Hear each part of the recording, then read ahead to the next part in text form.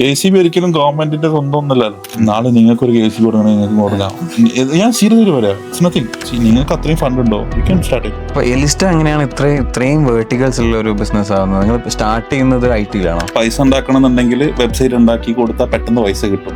So അന്ന് 30,000-40,000 website വെക്കുന്ന നമ്മൾ 5,000 രൂപ 5 വെബ്സൈറ്റ് ഉണ്ടാക്കി കൊടുക്കും. ഇത് ശരിക്കും കേരളത്തിലേക്ക് ഈ ഒരു അഗ്രസീവായിട്ട് സോളാറിനൊരു സംഭവം ഇപ്പം തമിഴ്നാടിനെ പോലെ അല്ലെങ്കിൽ ബ്രോ പറഞ്ഞ പോലെ ബാംഗ്ലൂരിനെ പോലെ ഒന്നും കടന്നു വരാത്തതിന് പിന്നിൽ വേറെ എന്തെങ്കിലും ഒരു റീസൺ ഉണ്ടോ? കേരളത്തിലെ ആൾക്കാർ ഒരു രക്ഷയില്ല സത്യത്തിൽ. അങ്ങ് നോക്കുകയാണെങ്കിൽ വേൾഡിൽ എവിടെയെങ്കിലും ഒരു പുതിയ സാധനം ഉണ്ടെങ്കിൽ ഇവൻ അവിടെ വരെ ഫ്ലൈറ്റ് കയറിപ്പോയി ആ സാധനം കണ്ടെയ്നറാക്കി ഇവിടെ കൊണ്ടുവന്ന് ആണെങ്കിൽ ലാഭമില്ലാതെ വെക്കും. അതുകൊണ്ടാണ് റിച്ചായ ആൾക്കാർ വീണ്ടും വീണ്ടും റിച്ച് ആവുന്നത്. പൈസ ഇല്ലാത്തവന് വീണ്ടും വീണ്ടും പൈസ ഇല്ലാത്ത ആളെന്നെ. EV ചാർജിങ് സ്റ്റേഷൻസ് നമ്മുടെ ഗവൺമെന്റ് അതോറിറ്റിയിലെ KCB ക്രിയേറ്റ് ചെയ്യാൻ പോകുന്നു. ഒരു ഫുഡ് പാർക്ക് പോലെ, റീഫ്രഷിങ് ഏരിയ പോലെ. It should be privatised.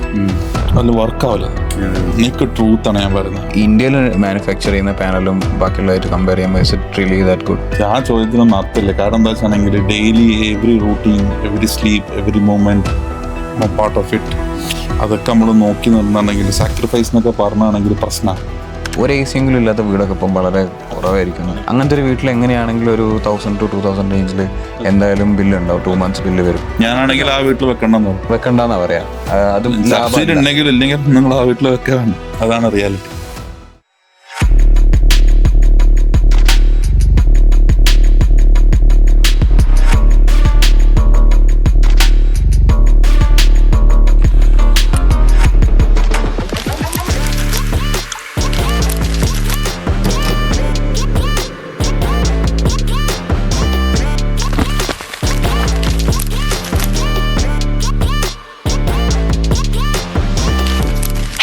Welcome to another powerful episode of wise podcast. So നമ്മുടെ ഈ പോഡ്കാസ്റ്റ് സ്റ്റാർട്ട് ചെയ്ത സമയത്ത് നമ്മൾ എലിസ്റ്റോ ഗ്രൂപ്പിൻ്റെ ഫൗണ്ടറായിട്ടുള്ള ഒരു ഫൗണ്ടറായിട്ടുള്ള വസീം ബ്രോയുമായിട്ട് നമ്മൾ പോഡ്കാസ്റ്റ് നടത്തിയിരുന്നു. അന്ന സമയത്ത് പല ഡിഫറെൻറ്റ് വേർട്ടിക്കിൾസിൽ ബിസിനസ് നടത്തുന്ന വലിയൊരു കോൺഗ്ലോമറേറ്റ് തന്നെയാണ് ശരിക്കും എലിസ്റ്റോ ഗ്രൂപ്പ്. അന്ന് അവരുടെ IT സെക്ടറിനെ കുറിച്ചാണ് നമ്മൾ കൂടുതലായിട്ട് ഡിസ്കസ് ചെയ്തത്. ഇന്ന് അവരുടെ റിന്യൂവബിൾ എനർജീനെ കുറിച്ചാണ് നമ്മൾ കൂടുതലായിട്ട് സംസാരിക്കാൻ പോകുന്നത്. സോ അതിൻ്റെ ഫൗണ്ടറായിട്ടുള്ള ഷാഹിദ് ബംഗ്ലയാണ് നമ്മുടെ കൂടെ ഉള്ളത്. Welcome. Welcome bro. Thank you. Last time നമ്മൾ വസീമായിട്ട് സംസാരിച്ചപ്പോൾ നിങ്ങൾ ഒരേ കോളേജിൽ പഠിച്ചാന്നുള്ളതാണ് പുള്ളി പറഞ്ഞത്. അപ്പോൾ അങ്ങനെയാണ് ഫസ്റ്റ് കോണ്ടാക്ട് വരുന്നത്. പക്ഷെ നിങ്ങൾ നോർമലി നമ്മളിപ്പോൾ ഒരു സ്റ്റാർട്ടപ്പ് ഒക്കെ എടുക്കുകയാണെന്നുണ്ടെങ്കിൽ കൂടെ പഠിച്ച ആളുകളായിരിക്കും കോഫൗണ്ടേഴ്സ് ആയിട്ട് ഉണ്ടാവുക. പക്ഷെ നിങ്ങളുടെ കേസിൽ ഒരു സീനിയർ ഒരു ജൂനിയർ ആണ്. അപ്പോൾ ഷാദ് ബ്രോന്റെ ആംഗിളില് പുള്ളി നിങ്ങളുടെ ജൂനിയർ ആണല്ലോ. സോ എന്തുകൊണ്ടാണ് ഒരു ജൂനിയറിനെ തെരഞ്ഞെടുത്തത് കോഫൗണ്ടറായിട്ട്?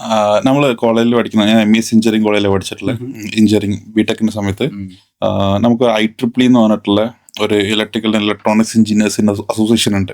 അപ്പൊ അതിലാണ് ഈ ആക്ടിവിറ്റീസും കാര്യങ്ങളൊക്കെ നടക്കുക. ഞാൻ അതിന്റെ വൈസ് ചെയർമാൻ ആയിരുന്നു. വസീം റോബോട്ടിക്സിന്റെ അതിന്റെ ഒരു പാർട്ടാണ് റോബോട്ടിക്സ് സബ് ഡിവിഷനാണ്, അതിന്റെ ചെയർമാനായിരുന്നു ഞാൻ. എൻ്റെ IEEEന്റെ നമ്മളെ കോളേജിലെ വൈസ് ചെയർമാനായിരുന്നു. സോ ഒരു ഇന്ററാക്ഷൻസ് നമ്മളെങ്ങനെ ഒരു അടുത്തൊരു 2-3 കൊല്ലം നമ്മൾ കോളേജിൽ മിക്കവാറും അവർ കണ്ടിട്ടുണ്ടാവും. ആ കണ്ട സമയത്ത് നമ്മൾ നടക്കുന്ന ഇന്ററാക്ഷൻസും like how they dealing the situation, അതൊക്കെ കുറച്ചും കൂടി ബെറ്റർ ആയിട്ട് ഉള്ളതുകൊണ്ടും പിന്നെ തുടങ്ങാന്ന് പറഞ്ഞിട്ട് അങ്ങോട്ടും ഇങ്ങോട്ടും ഒരു ഇന്ററാക്ഷൻ ഉണ്ടായതും കൂടി ഉണ്ട് കേട്ടോ. നമ്മളാരും അങ്ങോട്ട് പോയി പറഞ്ഞൊന്നുമില്ല. താല്പര്യമുണ്ടോ? താല്പര്യമുണ്ട്, എന്നാ തുടങ്ങാം. ആരായിരുന്നു ആദ്യം ഒരു ബിസിനസ്സിലേക്ക് ഇൻട്രസ്റ്റ് ആണോ എന്ന് ഞാനായിരുന്നു. എനിക്ക് കുറച്ചും കൂടി ബിസിനസ്സിൽ ചെയ്യാനൊക്കെ താല്പര്യം. കൺവെൻഷണൽ ബിസിനസ് ചെയ്യുന്ന കുറച്ച് താല്പര്യമുള്ള ആളാണ്. അതാണ് നമ്മളിങ്ങനെ വേർട്ടിക്കൽസിലേക്ക് പോയിട്ടുള്ളത്. അപ്പോൾ ഞാനായിരുന്നു താല്പര്യം ഉണ്ടെങ്കിൽ പറഞ്ഞോ നമുക്ക് തുടങ്ങാം എന്നുള്ള രീതിയിൽ ഞാൻ ആദ്യം ശരിക്കും തുടങ്ങിയിട്ടുണ്ടായിരുന്നു. Malabar tech controls OPC 1% company എന്ന് പറഞ്ഞിട്ട്. അത് ഞാൻ അപ്പോൾ അങ്ങനെ തുടങ്ങി ഇങ്ങനെ കാല് വെച്ച് അവരുണ്ടെന്ന് പറഞ്ഞ് ഞാൻ സ്റ്റോപ്പ് ചെയ്തു. അതെന്തായിരുന്നു ആക്ച്വലി? ഞാൻ പഠിച്ചത് ഇൻഡസ്ട്രിയൽ ഓട്ടോമേഷനാണ്. സോ അത് ബേസ് ചെയ്തിട്ടുള്ളൊരു ഓട്ടോമേഷൻ ബിസിനസ് സ്റ്റാർട്ട് ചെയ്യാന്നുള്ളതാണ് നമ്മൾ ഫസ്റ്റ്ലി ആലോചിച്ചു. അത്ര അറിയുള്ളൂ, അത് ചെയ്യാന്നുള്ളതാണ്. പിന്നെ അത് വെർട്ടിക്കൽ ഇങ്ങനെ മാറി മാറി വന്നു. ബിസിനസ് ചെയ്യാന്നുള്ള ഇന്റൻഷനാണ്. അപ്പൊ എലിസ്റ്റ എങ്ങനെയാണ് ഇത്രയും വേർട്ടിക്കൽസ് ഉള്ള ഒരു ബിസിനസ് ആവുന്നത്? നിങ്ങൾ സ്റ്റാർട്ട് ചെയ്യുന്നത് IT-ലാണോ? സ്റ്റാർട്ട് ചെയ്യുന്നത് IT-ലാണ്. പക്ഷെ അതങ്ങനെയല്ല ശരിക്കും. നമ്മളിപ്പോ അന്നത്തെ കാലത്ത് വെബ്സൈറ്റ്സ് ഉണ്ടാക്കാൻ വേണ്ടി ആൾക്കാർ തുടങ്ങുന്നുള്ളൂ. നമ്മൾ ഇന്നേ വരെ കമ്പനിയിൽ ₹1 വീട്ടിൽ നിന്ന് കൊണ്ടുവന്നിട്ടില്ല. ഞാനാണെങ്കിലും വസീം ആണെങ്കിലും. അപ്പൊ നമുക്ക് പൈസ ഉണ്ടാക്കണം എന്നുണ്ടെങ്കിൽ വെബ്സൈറ്റ് ഉണ്ടാക്കി കൊടുത്താൽ പെട്ടെന്ന് പൈസ കിട്ടും.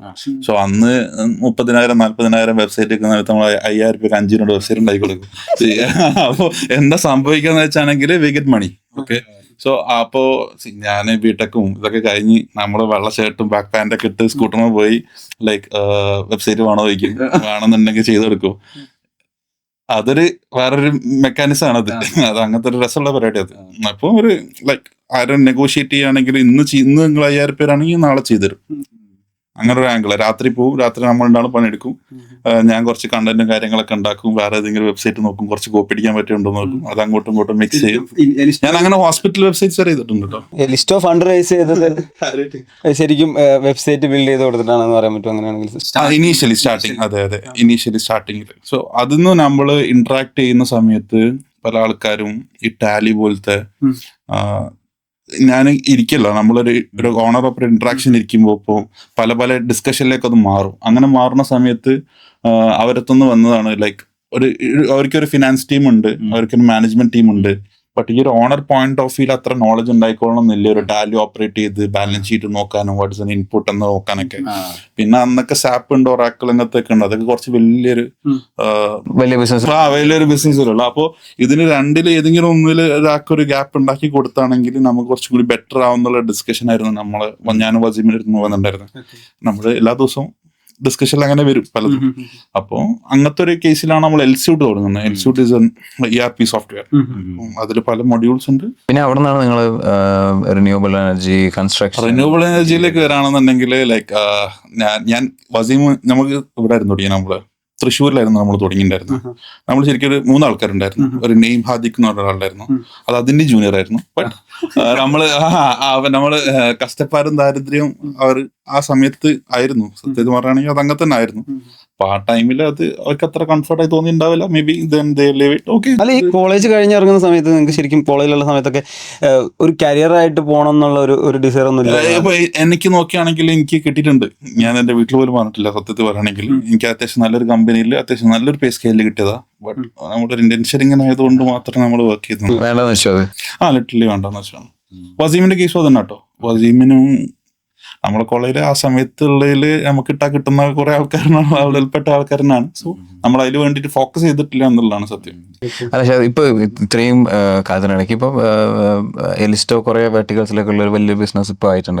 ഇപ്പൊ ആലോചിക്കുമ്പോ അന്ന് കുറച്ച് എവിടെയെങ്കിലും ഒരു കോർപ്പറേറ്റ് ജോബിൽ അങ്ങനെ നിന്നിരുന്നെങ്കിൽ കുറച്ചുകൂടി എക്സ്പീരിയൻസ് ഗെയിൻ ചെയ്യാമായിരുന്നു എന്നൊക്കെ ഇപ്പൊ തോന്നുന്നുണ്ടോ?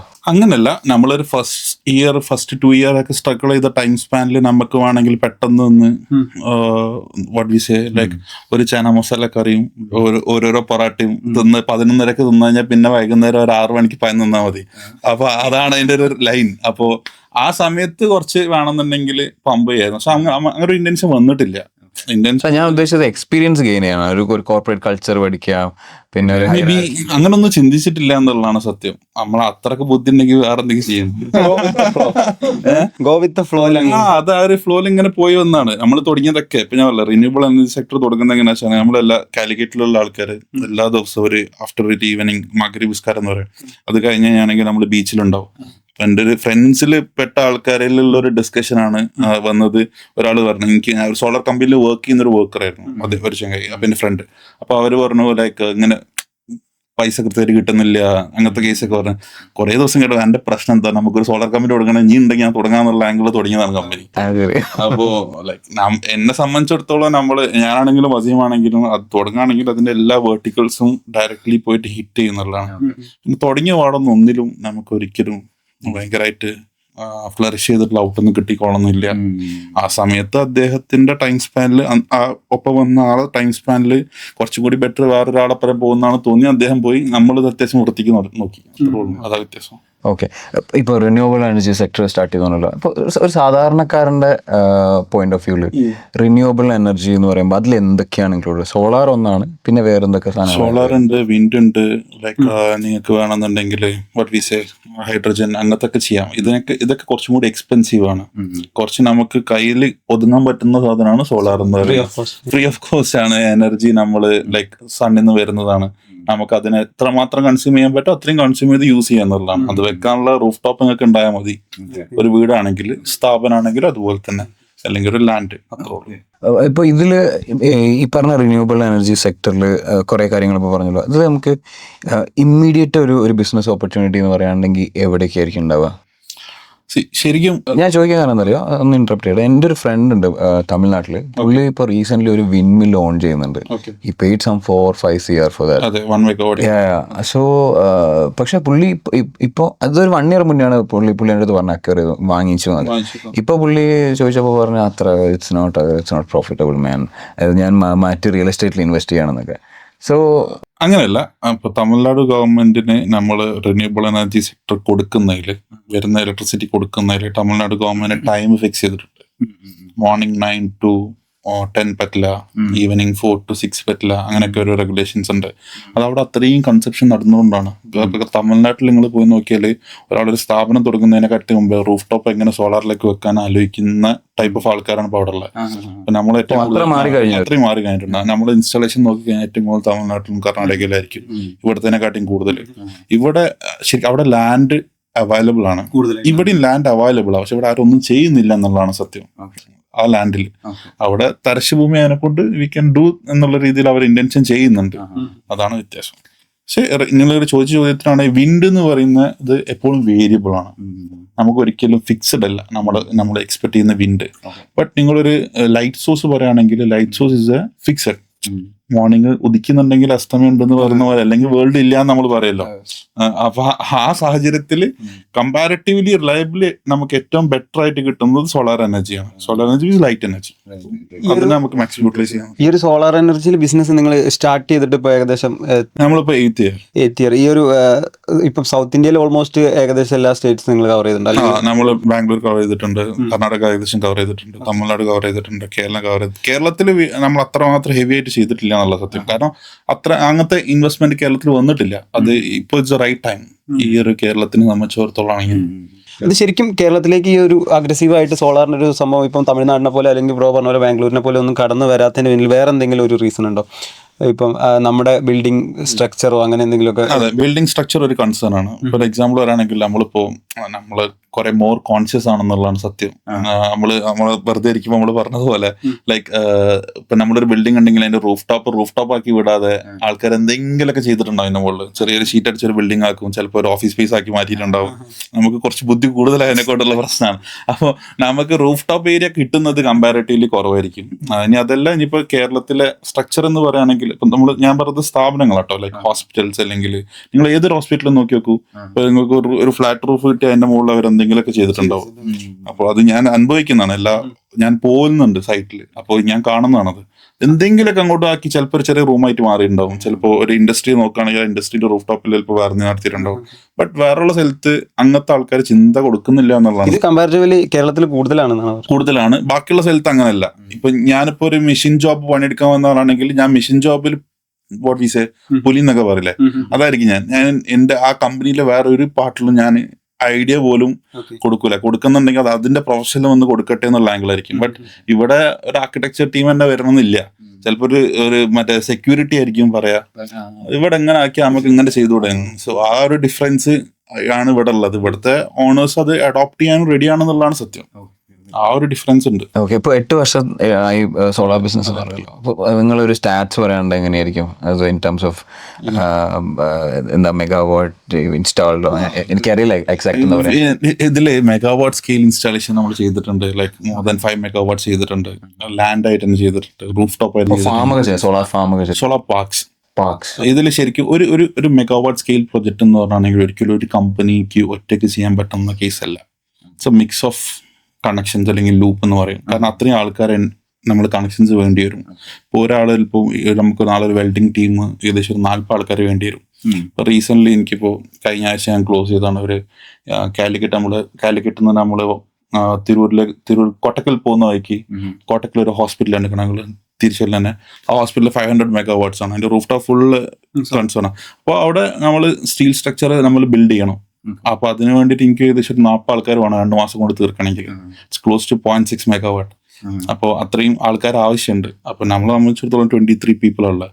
ബാക്കിയുള്ള ആൾക്കാരെ നമ്മൾ ഔട്ട്സോഴ്സ് ചെയ്തേ മതിയാവുള്ളൂ. സോ അത് വേറെയുള്ള കമ്പനീസിന്നോ ആയിരുന്നോ നമുക്ക് ചെയ്യാൻ പറ്റുക അവർക്ക് നമ്മൾ ചെയ്തെടുക്കാന്നുള്ളതാണ്. ഓക്കെ, അതേപോലെ തന്നെ ഇപ്പോൾ നിങ്ങൾ ലോക്കലി അവൈലബിൾ ആയിട്ടുള്ള സോളാർ തന്നെ ചെയ്യുന്ന ചെറിയ ചെറിയ കമ്പനീസ് ഉണ്ടല്ലോ, അപ്പൊ അവരുടെ ഹെൽപ്പൊക്കെ അങ്ങനെ ആയിരിക്കില്ല. നമ്മളെക്കാട്ടി വലിയ ടീമിനായിരിക്കും കമ്പാരിറ്റീവ്ലി നമ്മൾ എന്ത് ചെയ്യാൻ കണക്ട് ചെയ്യുക. കാരണം വലിയ വലിയ പ്രോജക്ട്സ് ആകുമ്പോൾ ചെറിയ പ്രോജക്ട്സ് ഉള്ള ആൾക്കാർക്ക് നമ്മൾ സോളാർ പാനൽ ഇൻവെർട്ടർ സെല് ചെയ്യുന്നുണ്ട്. ഇപ്പൊ ഫ്രോണീസ് എന്ന് പറഞ്ഞിട്ടുള്ള ഇൻവെർട്ടർ, റൈസൺ, അങ്ങനത്തെ ഒരുപാട് ബ്രാൻഡ് നമ്മൾ എന്ത് ചെയ്യുന്നുണ്ട്, സെല് ചെയ്യുന്നുണ്ട്. They can come and purchase. ഇത് നിങ്ങൾ സ്കെയിൽ ചെയ്ത് വരുന്ന സമയത്ത് നിങ്ങൾക്ക് വലിയ രീതിയിലുള്ള ചാലഞ്ചസ് അപ്പം ഉണ്ടാവാൻ ചാൻസ് ഇല്ല. ഇപ്പം നോർത്ത് ഇന്ത്യയിലൊക്കെ പോയിട്ട് വലിയൊരു പ്രൊജക്റ്റ് ഒക്കെ വരുന്ന സമയത്ത് എങ്ങനെയാണ് ഞങ്ങളപ്പം നമ്മൾ നോർത്ത് ഇന്ത്യ ചെയ്തിട്ടില്ല, വി ആർ ഇൻ സൗത്ത്. അതെ, ബട്ട് ചാലഞ്ചസ് ഞാൻ പറയാം. ചാലഞ്ചസ് എന്താ വെച്ചാൽ ഗവൺമെന്റ് നിന്ന് വരുന്ന റെഗുലേഷൻസ് എപ്പോഴും നമുക്കൊരു ചാലഞ്ചസ് ആയിരിക്കും. ഇപ്പോൾ ഞാൻ ചെയ്യാൻ തുടങ്ങുന്ന സമയത്ത് ലോങ്കി എന്ന് പറഞ്ഞിട്ടുള്ള ബ്രാൻഡായിരുന്നു ഞാൻ ചെയ്തുകൊണ്ടിരുന്നത്. ചൈനയിലെ ഏറ്റവും നമ്പർ 1 ബ്രാൻഡാണ്. But government import duty increase ചെയ്തു, ക്ലോസ് ടു 40% എടുത്ത് കൊണ്ടുവച്ചു. സോ വാല്യൂ ഭയങ്കരമായിട്ട് കൂടി. സോ നമ്മളത് ഇന്ത്യൻ ബ്രാൻഡിലേക്ക് പോകണമെന്ന് പറഞ്ഞു. We are ready to go to Indian brands. പ്രൊഡക്ഷനിൽ ചെറിയ ലോസ് കാണുന്നുണ്ട്, ബട്ട് ഇറ്റ്സ് ഓക്കെ. മാർക്കറ്റിൽ എങ്ങനെയാണെങ്കിലും we can do the best എന്നുള്ളതാണ്. ഇപ്പം നമ്മൾ ഇതുവരെ ചെയ്ത ഇൻസ്റ്റാളേഷനിലൊക്കെ നമ്പർ 1 ഇൻവേർട്ടേഴ്സും കിട്ടാവുന്നതിൽ ഏറ്റവും നല്ല പാനൽസും വെച്ചിട്ടാണ് ചെയ്തിട്ടുള്ളത്. അതുകൊണ്ട് ആരും വീട്ടിലൊന്നും അടിക്കേണ്ട കേസ് വന്നിട്ടില്ല. അല്ലെങ്കിൽ പ്രശ്നം, കാരണം നമ്മൾ ഇത്രയും വേഴ്സറ്റൈൽ നമ്മൾ വർക്ക് ചെയ്യുമ്പോൾ സോഫ്റ്റ്വെയർ ഉണ്ട്, ഇൻഫ്രാസ്ട്രക്ചർ ഉണ്ട്, സോളാർ ഉണ്ട്. ഇതിൽ നമ്മൾ കൊടുത്ത് ഒരു സാധനം പാളിയാൽ എല്ലാത്തിലടി കിട്ടും. അപ്പോൾ കൊടുക്കുന്ന സാധനം വൃത്തിക്ക് നല്ലതും നല്ല വാല്യൂവിന് നല്ല സാധനം കൊടുത്താൽ ദേ വിൽ ബി ഹാപ്പി എന്നുള്ളത്. ഇപ്പോൾ സോളാറിന്റെ കേസ് തന്നെ എടുക്കുകയാണെന്നുണ്ടെങ്കിൽ ഇപ്പോൾ ഞാൻ നേരത്തെ പറഞ്ഞ ഒരു സാധാരണക്കാരന്റെ ആംഗിളിൽ എനിക്ക് തോന്നുന്നു ഇപ്പോഴും ഒരു മിഡിൽ ക്ലാസ് ഫാമിലിനെ സംബന്ധിച്ചിടത്തോളം ഇത് സോളാർ പാനൽ വീട്ടിൽ വെക്കുക എന്ന് പറഞ്ഞാൽ അത് ഇറ്റ്സ് ടു എക്സ്പെൻസീവ്. അതൊരു വെൽത്തി പേഴ്സണ് മാത്രമേ വെക്കാൻ പറ്റൂ. അങ്ങനെ ഒന്നുമില്ല.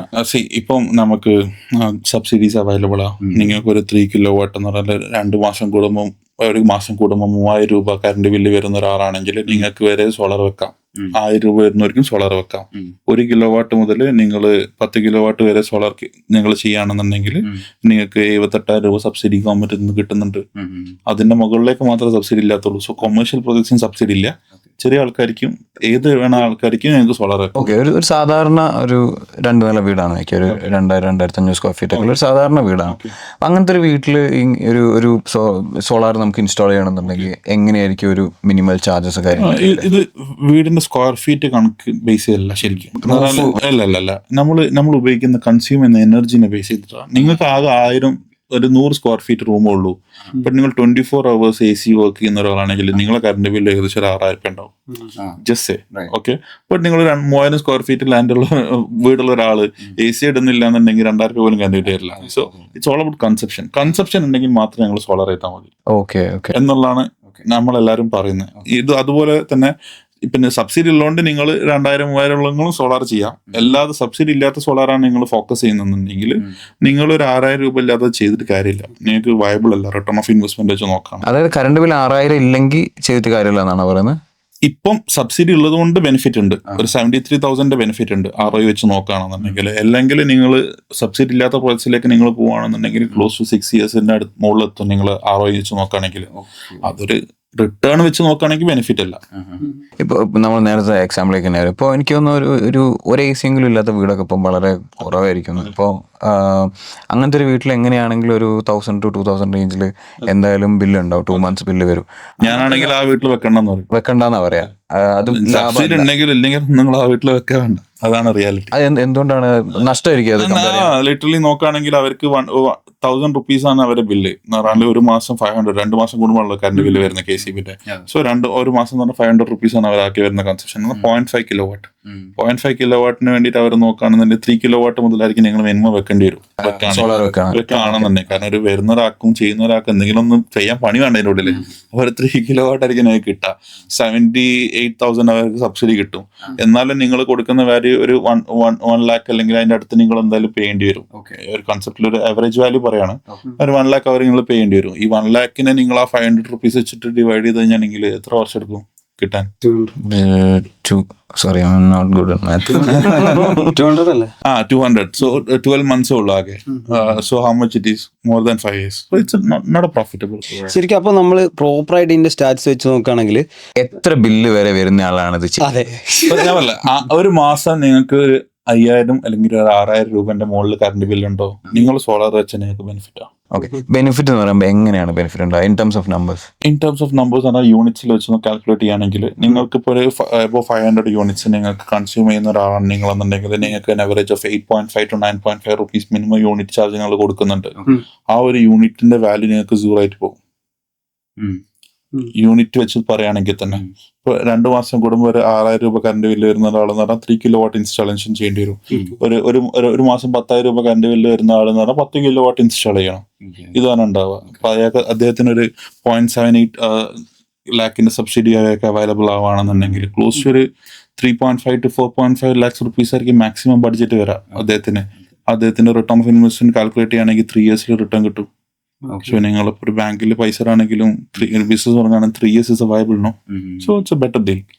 ബട്ട് അതൊരു നമ്മൾ പറഞ്ഞുകൊണ്ടിരിക്കുന്നതൊക്കെ ഒരു ഹോം കൺസെപ്റ്റ് ആണ്. ഞാൻ ഹോം കൺസെപ്റ്റിനെക്കാട്ടും കൂടുതൽ ഇൻഡസ്ട്രിയാണ് ഫോക്കസ് ചെയ്യുന്നത്. We are in industrial. ഇത് ഇൻഡസ്ട്രി ബേസിസിൽ പറയുകയാണെങ്കിൽ ഇപ്പം ഒരു വലിയൊരു സൂപ്പർ മാർക്കറ്റ് അല്ലെങ്കിൽ ഇപ്പം അങ്ങനെയുള്ള ഒരു പ്രൊഡക്ഷൻ യൂണിറ്റ് ഒക്കെ ആണെങ്കിൽ അവർക്ക് നിങ്ങൾക്ക് റൂഫ് ടോപ്പ് ഉണ്ടോ? Up to 1 megawatt you can do net metering. ഇപ്പം കേരളയിൽ 999 kilowatt എന്ന് പറയും. എന്ന് പറഞ്ഞാൽ 1 megawatt 1 kilowatt താഴെ വരെ നിങ്ങൾക്ക് നെറ്റ് മീറ്റർ ചെയ്യാം. എന്ന് പറഞ്ഞാൽ 0 ലൈക്ക് 100 യൂണിറ്റ്സ് നിങ്ങൾ കൊടുക്കുന്നു, 100 യൂണിറ്റ്സ് നിങ്ങൾ ഉപയോഗിക്കുന്നു, നിങ്ങളെ ബില്ല് 0. അതാണ് ബെനിഫിറ്റ്. അതിൽ ഫിക്സഡ് ചാർജ് ഉണ്ടാവില്ല. ഫിക്സഡ് ചാർജ് അല്ലാത്ത ബാക്കിയുള്ള എല്ലാ യൂണിറ്റ് ബിൽസും നിങ്ങൾക്ക് എന്ത് ചെയ്ത് കിട്ടും? 0 ആയിട്ട് കിട്ടും. അതാണ് അതിന്റെ ഒരു കൺസെപ്റ്റ്. ഇതിൽ നിങ്ങൾ ഒരു ഇൻഡസ്ട്രിയിലേക്ക് പോകുകയാണെന്നുണ്ടെങ്കിൽ നിങ്ങൾ ഒരു 1 lakh, ഞാനൊരു വാല്യൂ കമ്പാരിസൺ എക്സാമ്പിൾ പറയാം. ഒരു 1 lakh നിങ്ങൾ സോളാർ ചെയ്യുന്നതായിരിക്കാം. അല്ലെങ്കിൽ നിങ്ങളൊരു വാട്ട് വി സേ ഒരു 1 CR എക്സ്പെക്ട് ചെയ്തു. 1 CR നിങ്ങൾ സോളാർ എക്സ്പെക്ട് ചെയ്യുന്നുണ്ടെങ്കിൽ ഇപ്പൊ ഒരു പ്രൊഡക്ഷൻ യൂണിറ്റ് ആണെങ്കിൽ അതിന്റെ 60% ഡിപ്രിസിയേഷൻ ക്ലെയിം ചെയ്യാൻ പറ്റും. എന്ന് പറഞ്ഞാൽ നിങ്ങൾ ഇൻകം ടാക്സിൽ നിങ്ങൾക്ക് അത് ക്ലെയിം ചെയ്യാം. നിങ്ങളെ ബാലൻസ് ഷീറ്റിൽ നിങ്ങൾക്ക് അതൊരു എക്സ്പെൻസ് ആയിട്ട് കാണിക്കാൻ പറ്റും. ഫസ്റ്റ് ഇയർ 60% ക്ലെയിം ചെയ്യാം. നിങ്ങളൊരു ട്രേഡിംഗ് ബിസിനസ് ചെയ്യുന്ന ഒരാളെ ടാക്സിൽ കാണിക്കാൻ പറ്റും. ഇൻകം ടാക്സിൽ സീരിയസ്ലി ഇൻകം ടാക്സിൽ ബെനിഫിറ്റ് കിട്ടും നിങ്ങൾക്ക് 60%. പ്രൊഡക്ഷൻ യൂണിറ്റ് ആണെന്നുണ്ടെങ്കിൽ നിങ്ങളിപ്പോ ഒരു ഇൻഡസ്ട്രി നടത്തുന്ന ഒരാളല്ലേ, ഒരു IT ഫേം നടത്തുന്ന ആൾ, നിങ്ങൾ അതിന്റെ മുകളിൽ റൂഫ് ടോപ്പിൽ നിങ്ങൾ സോളർ ചെയ്യുന്നുണ്ടെങ്കിൽ നിങ്ങൾക്ക് 40% ഡിപ്രിസിയേഷൻ കാണിക്കാം. നമ്മളൊരു കാർ എടുത്താൽ 70% കാണിക്കാൻ പറ്റും. Depreciation on panels and everything. Depreciation on total value of solar install ചെയ്യും. ഓക്കെ. അതിൽ നിങ്ങൾക്ക് നിങ്ങൾ അടുക്കാൻ പോകുന്ന മാർച്ചിൽ എടുക്കുന്ന ടാക്സ് എന്താണോ ആ ടാക്സിൽ നിങ്ങൾക്ക് ഡിപ്രിസിയേഷൻ വാല്യൂ കാണിക്കാൻ പറ്റും. സോ അദ്ദേഹം ഇപ്പൊ ഒരു എക്സാമ്പിൾ പറയാൻ, ഇപ്പോൾ ഞാനിപ്പോ ഈ കൊല്ലം ഞാനിപ്പോ ബിസിനസ് ചെയ്യുന്ന ആൾ അല്ലെങ്കിൽ ഞാൻ സ്വന്തമായിട്ട് ഒരു 1 lakh ടാക്സ് അടിക്കണം എന്റെ എല്ലാം നോക്കിയിട്ട്, ഞാനൊരു 10 ലക്ഷം റുപ്യന്റെ സോളാർ ചെയ്തിട്ടുണ്ടെങ്കിൽ എനിക്ക് ടാക്സ് അടിക്കണ്ട. അതിന്റെ ബെനിഫിറ്റിലേക്കാണ് പോകുന്നത്. അങ്ങനെ ഞാനൊരു 4 lakhs സോളാർ ചെയ്താൽ തന്നെ എനിക്ക് തോന്നുന്നു ചെയ്യേണ്ട കാൽക്കുലേറ്റ് 40% ഡിപ്രിസിയേഷൻ നോർമൽ കേസിൽ അത് ടാലിയായി പോകും. 60% പ്രൊഡക്ഷൻ യൂണിറ്റ് ആണ് ഇതിനൊക്കെ കിട്ടും. പിന്നെ ടാക്സ് ബെനിഫിറ്റ് എടുക്കാം. ക്ലോസ് ഒരു കൺസോളിഡേറ്റ് ആയിട്ട് നമുക്ക് ഒരു 13.8% അടുത്ത് GST കിട്ടും, ഇൻപുട്ട് കിട്ടും. ചുരുക്കി പറഞ്ഞാൽ ഒരു 50 ഒരു സാധാ ഒരു ചെറിയൊരു കമ്പനി ചെയ്യുമ്പോൾ തന്നെ ഒരു 56% ഫസ്റ്റ് ഇയറിൽ തന്നെ കിട്ടി. പിന്നെ ബാക്കിയുള്ളത് കൺസ്യൂമർ നമ്മളിങ്ങനെ നോക്കിയാൽ മതി. ഒരു 2 വർഷം ഒരു 1.5 വർഷത്തിനുള്ളിൽ നിങ്ങൾ വെക്കുന്ന സോളാറിന്റെ വാല്യൂ നിങ്ങൾക്ക് 0 ആയിട്ട് പോകും. ഇപ്പൊ നമ്മള് EVന്റെ കേസ് പറയുകയാണെന്നുണ്ടെങ്കിൽ കേരളത്തില് ഇപ്പം സബ്സിഡീസ് ഒന്നും EV സെക്ടറിൽ കൊടുക്കുന്നില്ലെന്നാണ് എൻ്റെ അറിവ്. പക്ഷെ ബാക്കിയുള്ള സ്റ്റേറ്റ്സ് ഇപ്പം മഹാരാഷ്ട്ര, ബാക്കിയുള്ള സ്റ്റേറ്റ്സ് ഒക്കെ എടുക്കുകയാണെന്നുണ്ടെങ്കിൽ അവരൊക്കെ ഇപ്പൊ ചെയ്യുന്നുണ്ട്. ഈ സോളാറിന്റെ കേസിൽ കേരളത്തിൽ അങ്ങനെ എന്തെങ്കിലും കേരള ഗവൺമെന്റ് സൈഡിൽ നിന്ന് എന്തെങ്കിലും സബ്സിഡീസ് ഉണ്ടോ? കേരള ഗവൺമെന്റ് ആയിട്ട് ഒരു സെൻട്രൽ ഗവൺമെന്റ് ആണ് സബ്സിഡി ഒക്കെ വരുന്നത്. അതെ, അല്ലാതെ കേരള ഗവൺമെന്റ് ആയിട്ടൊന്നും ചെയ്യുന്നില്ല. ഒരു സബ്സിഡീസും പ്രൊവൈഡ് ചെയ്തില്ല.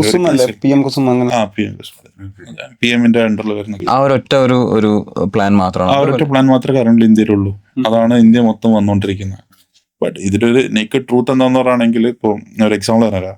ഇതിൽ 2 ടൈപ്പ് ഓഫ് പാനൽസ് ഉണ്ട്. ഒന്ന് DCR പാനൽ, ഒന്ന് നോൺ DCR പാനൽ. അതായത് ഡൊമസ്റ്റിക് കണ്ടന്റ് ഇൻക്ലൂഡ് ചെയ്തിട്ടുള്ള പാനല്, ഒന്ന് നോൺ ഡൊമസ്റ്റിക് കണ്ടന്റ് ഇൻക്ലൂഡ് ചെയ്തിട്ടുള്ള പാനൽ. നിങ്ങൾ പാനൽ എന്തായാലും ഇന്ത്യയിൽ തന്നെ മേക്ക് ചെയ്യണം. സെൽസ് നിങ്ങൾക്ക് ഫോറിൻ സെൽസ് യൂസ് ചെയ്യാം. അതാണ് നോൺ DCR എന്ന് പറയുന്നത്. ഈ DCR എന്ന് പറയുകയാണെങ്കിൽ സെൽസും മേക്ക് ചെയ്യുന്നത് ഇന്ത്യൻ തന്നെ, കംപ്ലീറ്റ് ഇവിടുന്ന് ഇന്ത്യൻ തന്നെ ഉണ്ടാക്കണം. പക്ഷെ റിയാലിറ്റി എന്താന്ന് വെച്ചാണെങ്കിൽ സബ്സിഡി കിട്ടണമെന്നുണ്ടെങ്കിൽ നിങ്ങൾ നോൺ DCR പാനൽസ് മാത്രമേ ഉപയോഗിക്കാൻ പറ്റുള്ളൂ. മാനുഫാക്ചർ ചെയ്തത് യൂസ് ചെയ്യണമെന്നുണ്ടെങ്കിലേ ഉള്ളൂ. അതെ, നിങ്ങൾക്ക് സബ്സിഡി ഉള്ളൂ ഗവൺമെന്റ് കണ്ടീഷനിൽ പറയുകയാണെങ്കിൽ. അപ്പോൾ ഇതിലൊരു റിയാലിറ്റി എന്താ വെച്ചാൽ അപ് ടു 7 GW അടുത്ത് മാത്രമേ പ്രൊഡക്ഷൻ കപ്പാസിറ്റി ഉള്ളൂ ഇവിടുത്തെ സിസ്റ്റത്തില് നമുക്ക് ചെയ്യാൻ പറ്റുന്നത്. ഇപ്പൊ ഇന്ത്യയിലുള്ള എല്ലാ ആൾക്കാരും സബ്സിഡി അലോക്കേറ്റ് ചെയ്യുമ്പോൾ ഈ പാനൽസ് ബ്ലാക്ക് മാർക്കറ്റ് ആയിട്ട് മാറും. ആണെങ്കിൽ ഇപ്പോൾ ഒരു ഫോറിൻ പാനലിന് ഞാനിപ്പോൾ ഇന്നത്തെ മാർക്കറ്റ് വാല്യൂ ഒരു 16 റുപ്പീസിന് ഞാൻ പെർ വാട്ട് വെക്കുകയാണെന്നുണ്ടെങ്കിൽ ഇതന്നെ ഞാൻ DCR പാനലിന് ഞാൻ 26 റുപ്യ 27 റുപ്യ അപ്പോൾ സബ്സിഡി കിട്ടുന്ന വാല്യൂ അങ്ങ് പോയി കിട്ടും. കാരണം അവൈലബിലിറ്റി ഇല്ലാത്തതുകൊണ്ടുള്ള പ്രശ്നം. അപ്പൊ സബ്സിഡി പോവാതെ പിന്നെ നോൺ DCR വാങ്ങുന്നതല്ലേ നല്ലത്? അങ്ങനെയല്ല, ചെറിയ കിലോ വാട്ട് ആണെങ്കിൽ ഓക്കെ. വലിയ ഇപ്പോഴത്തെ മാർക്കറ്റ് അത് നാളെ മാറിക്കൊള്ളണമെന്നില്ല, നമുക്കറിയില്ല. ഇന്നത്തെ ആസ് പെർ കറന്റ് സിനാരിയോയില്, ഈ ഡിസംബർ സിനാരിയോയിൽ ഇതാണ് കണ്ടീഷൻ. കമ്പാരിറ്റീവ്ലി ഏതാ which one is better? Non DCR നമ്മൾ വെക്കുന്നതാണോ അല്ലെങ്കിൽ DCR പാനൽസ് വെക്കുന്നതാണോ? നമുക്ക് നിങ്ങൾ എന്താണെങ്കിലും നിങ്ങൾക്ക് സബ്സിഡി കിട്ടാൻ വേണ്ടിയിട്ടാണല്ലോ DCR പാനൽസ് നിങ്ങൾ പ്രൊവൈഡ് ചെയ്യുന്നത്. 10 കിലോ വാട്ടിന്റെ മുകളിലാണ് നിങ്ങളുടെ റിക്വയർമെന്റ് എന്നുണ്ടെങ്കിൽ നിങ്ങൾ എന്തായാലും നോൺ DCRലാണ് വരുന്നത്. പിന്നെ അതിൽ നോക്കുന്നതിൽ കാര്യമില്ല. അത്രയുള്ളൂ. ബ്രോ, ഇതിന്റെ ഒരു ഡ്യൂറബിലിറ്റിന്റെ കേസ് എങ്ങനെയാ? 13 ഇയർ പ്രൊഡക്റ്റ് വാറന്റി ഉള്ള കമ്പനി. 13 പാനൽസിന് 30 ഇയർ പ്രൊഡക്റ്റ് വാറന്റി ഉണ്ടാവും. 10 to 15 ഇയേഴ്സ് ചേഞ്ച് നമുക്ക് എങ്ങനെയെന്ന് പറയുകയാണെങ്കിൽ പറഞ്ഞു മാറണ്ട, ലൈക്ക് 15 to 20 വർഷം, 10 to 15 വർഷമാണ് പാനലിന്റെ പ്രോഡക്റ്റ് വാറന്റി. 30 വർഷമാണ് ലീനിയർ ഔട്ട്പുട്ട് വാറന്റി. എന്ന് പറയുകയാണെങ്കിൽ നിങ്ങൾക്ക് ഒരു പാനലിൽ എന്തെങ്കിലും ക്രാക്കോ അങ്ങനെ എന്തെങ്കിലും ഇഷ്യൂ ഉണ്ടെന്നുണ്ടെങ്കിൽ 15 ഇയേഴ്സ് വരെ റീപ്ലേസ്മെന്റ് ആയിരിക്കും. നിങ്ങൾക്ക് അത് റീപ്ലേസ് ചെയ്ത് കിട്ടും. 30 വർഷം വരെ ഈ പറഞ്ഞതിൽ ഒരു ഔട്ട്പുട്ട് ഗ്രാഫ് ഉണ്ട്. ആ ഗ്രാഫിൽ കുറവ് വന്നിക്കണമെങ്കിൽ നിങ്ങൾക്ക് ക്ലെയിം ചെയ്യാം. അടുത്ത 30 വർഷത്തിനിടയ്ക്ക് 15% വരെ കുറയും. അങ്ങനെയൊക്കെ ഒരു കണക്ട് ഉണ്ട് ഇതിന്. അതാണ് ഇത് എപ്പോഴും പറഞ്ഞുകൊണ്ടിരിക്കുന്നത്. പക്ഷെ ഇത് ശരിക്കും നിങ്ങളെപ്പോലുള്ള ഫെയിംസിന് ഇത് ഭയങ്കര ചലഞ്ചല്ലേ? കാരണം പല രീതിയിലുള്ള ഏരിയകളിലായിരിക്കില്ല നമ്മൾ ഇത് എസ്റ്റാബ്ലിഷ് ചെയ്യേണ്ടി വരും. അപ്പോൾ ഇത് ഇപ്പം ക്ലൈമറ്റ് ഒരു കാരണമാവും, അല്ലെങ്കിൽ മൺസൂൺസിനെ അപേക്ഷിച്ച് അല്ലെങ്കിൽ സൺഷെയ്ഡ്സ് ഉള്ള സ്ഥലത്തൊന്നും ശരിക്കും സോളാർ വർക്ക് ചെയ്യുന്നില്ല എന്നുള്ള രീതിയിലൊക്കെ ഡിഫർമേഷൻസ് ഒക്കെ വരാറില്ലേ? അത് നിങ്ങൾ ഇൻസ്റ്റാൾ ചെയ്യാൻ ഏൽപ്പിക്കുന്ന കമ്പനി ഡിപ്പെൻഡന്റ് ആണ്. ഇതിലൊരു മഴയത്ത് സോളാർ വർക്ക് ആവില്ലല്ലോ. സോളാർ എന്ന് പറഞ്ഞാൽ ലൈറ്റ് ആണ്. മഴയത്ത് ലൈറ്റ് ഉണ്ടോ ഇറ്റ് വിൽ വർക്ക്. അത്രേ ഉള്ളൂ. നിങ്ങൾ ഇരിടത്ത് കൊണ്ട് വെച്ചാൽ വർക്കാവില്ല. ഈ ക്വസ്റ്റ്യന് നല്ല കമന്റ്സ് വരും. കാരണം എന്താന്ന് വെച്ചാണെങ്കിൽ നിങ്ങള് മഴ ആയിക്കോട്ടെ, നീ വേറെ എന്തായിക്കോട്ടെ, വെളിച്ചം ഉണ്ടെന്നുണ്ടെങ്കിൽ സോളാർ പ്രൊഡ്യൂസ് ചെയ്യും. ഏറ്റവും നല്ല സോളാർ പ്രൊഡ്യൂസ് ചെയ്യാൻ പറ്റിയ ക്ലൈമറ്റ് എന്ന് പറഞ്ഞാൽ നമ്മള് കുറുക്കന്റെ കല്യാണം പെർസെന്റേജ് ആണോ ശരിക്കും? എങ്ങനെ മഴയത്ത് സോളാർ വർക്ക് ചെയ്യുന്നു? ലൈറ്റ് ഉണ്ടെങ്കിൽ സോളാർ വർക്ക് ചെയ്യും. അതിൽ വാട്ടർ കണ്ടന്റ് ഒരു പ്രശ്നമേ ഇല്ല. ഞങ്ങൾ പണ്ടൊരു ഒരു ബിൽഡിങ്ങിൽ ഒരു സംഭവം റെന്റിൽ നടത്തിയിട്ടുണ്ടായിരുന്നു. ആ സമയത്ത് നമ്മൾ മുകളിൽ സോളാർ വെച്ചിട്ടുണ്ടായിരുന്നു. മഴയാകുമ്പോൾ സംഭവം, മഴ വരുമ്പോൾ മഴക്കാറ് വരുമ്പോൾ ലൈറ്റിന്റെ സോഴ്സ് കുറയും. ഇതാണ് സംഭവിക്കുന്നത്.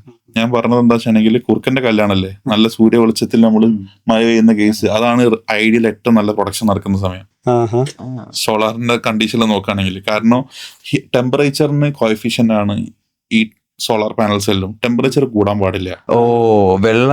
ടെമ്പറേച്ചർ കുറയുകയും ചെയ്യും, ലൈറ്റ് എനർജി കിട്ടും ചെയ്യും. സോ ടെമ്പറേച്ചർ കോഎഫിഷ്യന്റ് ഗ്രാഫ് എന്ന് പറയുമ്പോൾ നമ്മൾ ടെമ്പറേച്ചർ എപ്പോഴും മിനിമലിൽ നിൽക്കുകയും ചെയ്യുന്നു, ലൈറ്റ് എനർജി കിട്ടിക്കൊണ്ടിരിക്കുന്നു. So it's ideal time. അതാണ് എപ്പോഴും. ഇപ്പൊ നിങ്ങൾ പറയുന്ന കണ്ടീഷൻ ഡിഫറൻസ് ആയിരിക്കും. എന്ന് പറയുകയാണെങ്കിൽ ഇപ്പോ നല്ല കാർമേഘമുള്ള സമയം നമുക്ക് ഒരിക്കലും യൂണിറ്റിന് ഇത്ര കിട്ടും നമുക്ക് പറയാൻ പറ്റില്ല. ബട്ട് ഇതിനൊക്കെ ഒരുപാട് സോഫ്റ്റ്വെയർസ് ഞാൻ പറഞ്ഞത്, നിങ്ങൾ ഇൻസ്റ്റാൾ ചെയ്യാൻ ഏൽപ്പിക്കുന്ന EPC കോൺട്രാക്ട് കമ്പനി ഡിപ്പെൻഡന്റ് ആണ് ഇത് മൊത്തം. എങ്ങനെ നോക്കി കഴിഞ്ഞാൽ നിങ്ങളെ പ്രൊഡക്ഷനെ. കാരണം എന്താ വെച്ചാണെങ്കിൽ നിങ്ങളൊരു സോളാർ ഇൻസ്റ്റാൾ ചെയ്യാൻ പോകുമ്പോൾ ഒരു എഞ്ചിനീയർ പോലും ഇല്ലാത്ത ആൾക്കാർ നാട്ടിൽ സോളാർ കമ്പനി എടുത്തുന്നുണ്ട്. റിയൽ ട്രൂത്ത് ആണ്. എൻ്റെ അടുത്ത് കുറച്ച് പൈസ ഉണ്ട്, ഞാൻ സോളാർ കമ്പനി എടുത്തുന്നു. ഒരുപാട് ആൾക്കാരുണ്ട്. അപ്പൊ അതിൽ പ്രശ്നം എന്താ വെച്ചാണെങ്കിൽ ഒരുപാട് സോഫ്റ്റ്വെയർസ് ഇതിന് അവൈലബിൾ ആണ്. നിങ്ങളൊരു ലൊക്കേഷൻ മാർക്ക് ചെയ്തിട്ട് ഇതിന് ഈ ആവറേജ് അടുത്ത 30 വർഷം എങ്ങനെയാണെന്നുള്ള പ്രഡിക്ഷൻസ് വരെ പറഞ്ഞു തരാൻ പറ്റിയ സോഫ്റ്റ്വെയർസ് ഉണ്ട്. എത്ര ആംഗിൾ നമ്മളിത് ഫിക്സ് ചെയ്യണം. V can generally say like 10 to 0 to 15 degree വരെ വേണമെങ്കിൽ വെക്കാം, അല്ലെങ്കിൽ 10 ഡിഗ്രി വരെ വെക്കാം, ഐഡിയലി 6 എന്നൊക്കെ പറയാം. ബട്ട് ആ ഒരു പെർട്ടിക്കുലർ ലൊക്കേഷൻസിൽ എങ്ങനെ വേണമെന്ന് ഡിഫൈൻ ചെയ്ത് തരാൻ പറ്റുന്ന സോഫ്റ്റ്വെയർസ് ഉണ്ട്. അറ്റ്ലീസ്റ്റ് ഇത് ഉപയോഗിക്കാനെങ്കിലും അറിയണം എന്നുള്ളതാണ് ഇതിൻ്റെ ഒരു നെക്കഡ് ട്രൂത്ത്. ആൾക്കാർ എങ്ങനെയെങ്കിലൊക്കെ ഒന്ന് വെച്ച് പോവാ എന്നുള്ള. കാരണം കസ്റ്റമറും അങ്ങനെയാണ്. കാരണം കസ്റ്റമറും ലൈക്ക് ഇത് ഇത്രയും ആൾക്കാർക്കൊന്നും പൈസ കൊടുക്കാനുള്ള പൈസ കിട്ടിക്കൊള്ളണമെന്നില്ല ചിലപ്പോൾ. കാരണം നെഗോഷിയേറ്റ് ചെയ്ത് അത്രയും അണ്ടർ വാല്യൂലൊക്കെ കൂട്ടി വരുന്ന സമയത്ത് ഈ മാർക്കറ്റ് എപ്പോഴും അങ്ങനെയാണ് ഉണ്ടാവും. അല്ല, ഞാൻ വേറെ ചോദിക്കട്ടെ. അപ്പൊ ഇവിടെ കേരളത്തിൽ നമ്മളൊരു ട്രോപ്പിക്കൽ ഏരിയ ഒക്കെ ആയതുകൊണ്ട് തന്നെ ക്ലൈമറ്റ് ഇങ്ങനെ മൺസൂണും ഇതൊക്കെ ഉണ്ടല്ലോ. അപ്പം ഇത് ശരിക്കും കേരളത്തിൽ പെർഫോം ചെയ്യുന്നതിനേക്കാളും ബെറ്റർ ആയിട്ട് തമിഴ്നാട്ടിലും കർണാടകയിലും ചിലപ്പോൾ ഞാൻ നേരത്തെ പറഞ്ഞ കേസാണ്. ഹീറ്റ് എന്ന് പറഞ്ഞ കണ്ടീഷൻ ഇതിനെ ഡിഗ്രേഡ് ചെയ്യും. അപ്പൊ നമുക്ക് ഇപ്പൊ ഇന്ത്യയിലെ പല ഏത് കണ്ടീഷനിലാണെന്നുണ്ടെങ്കിലും generally we can say an average of 4 units will get. നിങ്ങൾ എത്ര മുന്തിയ പാനലാണെങ്കിലും എത്ര ലോ ക്വാളിറ്റി പാനലാണെങ്കിലും we can generally say an yearly an average of 4 units നിങ്ങൾക്ക് കിട്ടും എന്നുള്ളതാണ്. പിന്നെ അതിനെക്കാട്ടിയും കുറയും നിങ്ങൾ ഏറ്റവും ലോക്കലിലേക്ക് ഇങ്ങനെ പോയിക്കൊണ്ടിരിക്കുമ്പോൾ. അത്രേ ഉള്ളൂ ഡിഫറൻസ്. അതായത് ലൊക്കേഷൻ ഇപ്പൊ ഞാൻ പറഞ്ഞ പോലെ ഇപ്പൊ സ്റ്റേറ്റ് മാറും അല്ലെങ്കിൽ ട്രോപ്പിക്കൽ ഏരിയ എന്ന് മാറിയിട്ട് ഇപ്പൊ ഒരു ഡെസേർട്ട് ആണെന്നുണ്ടെങ്കിൽ ഡെസേർട്ടിൽ സോളാർ ഉണ്ടല്ലോ. ആകെ വരുന്ന പ്രശ്നം എന്താ വെച്ചാൽ ഡസ്റ്റ് വരും. ഡസ്റ്റ് ക്ലീൻ ചെയ്യണം നിങ്ങൾ. ഞാൻ റീസെന്റ് സൗദി പോയി, വലിയൊരു സോളാർ പാടാണ്. ആ പാടത്ത് ഫുൾ സോളാർ ഉണ്ട്, ബട്ട് ഫുൾ ഡസ്റ്റ് വന്നുകൊണ്ടിരിക്കുക. അവിടെ ഒരു ക്ലീനിങ് എന്ന് പറയുന്ന cost, maintenance cost is huge. But നമ്മളെ സംബന്ധിച്ചിടത്തോളം ഏറ്റവും ബെനിഫിറ്റ് എന്താണെന്ന് വെച്ചാണെങ്കിൽ ഇവിടെ ക്ലീനിങ് എന്ന് പറഞ്ഞിട്ട് നമുക്ക് വലിയ പൈസ ഒന്നും മുടക്കേണ്ട ആവശ്യമില്ല. ഒരു 4 മാസം കൂടുമ്പോൾ ഒന്ന് പോയി ഒന്ന് വൃത്തിയാക്കി ക്ലീൻ ചെയ്താൽ തന്നെ ഈവൻ നിങ്ങളെ വീട്ടിൽ നിങ്ങൾക്ക് ചെയ്യാൻ മാത്രമേ ഉള്ളൂ. അത്ര കോംപ്ലിക്കേറ്റഡ് ഒന്നുമല്ലത്. ഇൻഡസ്ട്രിയിലാണ് ഞാൻ പറഞ്ഞൊരു 4 months കൂടുമ്പോൾ നമ്മൾ എന്ത് ചെയ്യും, നമ്മളെ ടീം തന്നെ പോയിട്ട് അത് ക്ലീൻ ചെയ്യും. അപ്പൊ ഇന്ത്യ പോലത്തെ ഒരു ഹൈലി ഡിമാൻഡഡ് ആയിട്ടുള്ള ഈ ഒരു എനർജി ആവശ്യമുള്ള രാജ്യത്ത് നമുക്ക് ശരിക്കും സഹാറയിലൊക്കെ വലിയ രീതിയിൽ ശരിക്കും സോളാറിന്റെ പ്രൊഡക്ഷൻസ് സ്റ്റാർട്ട് ചെയ്തൂടെ? ചെയ്യാലോ, ചെയ്തോണ്ടിരിക്കുന്നുണ്ടല്ലോ. India huge investments in that area.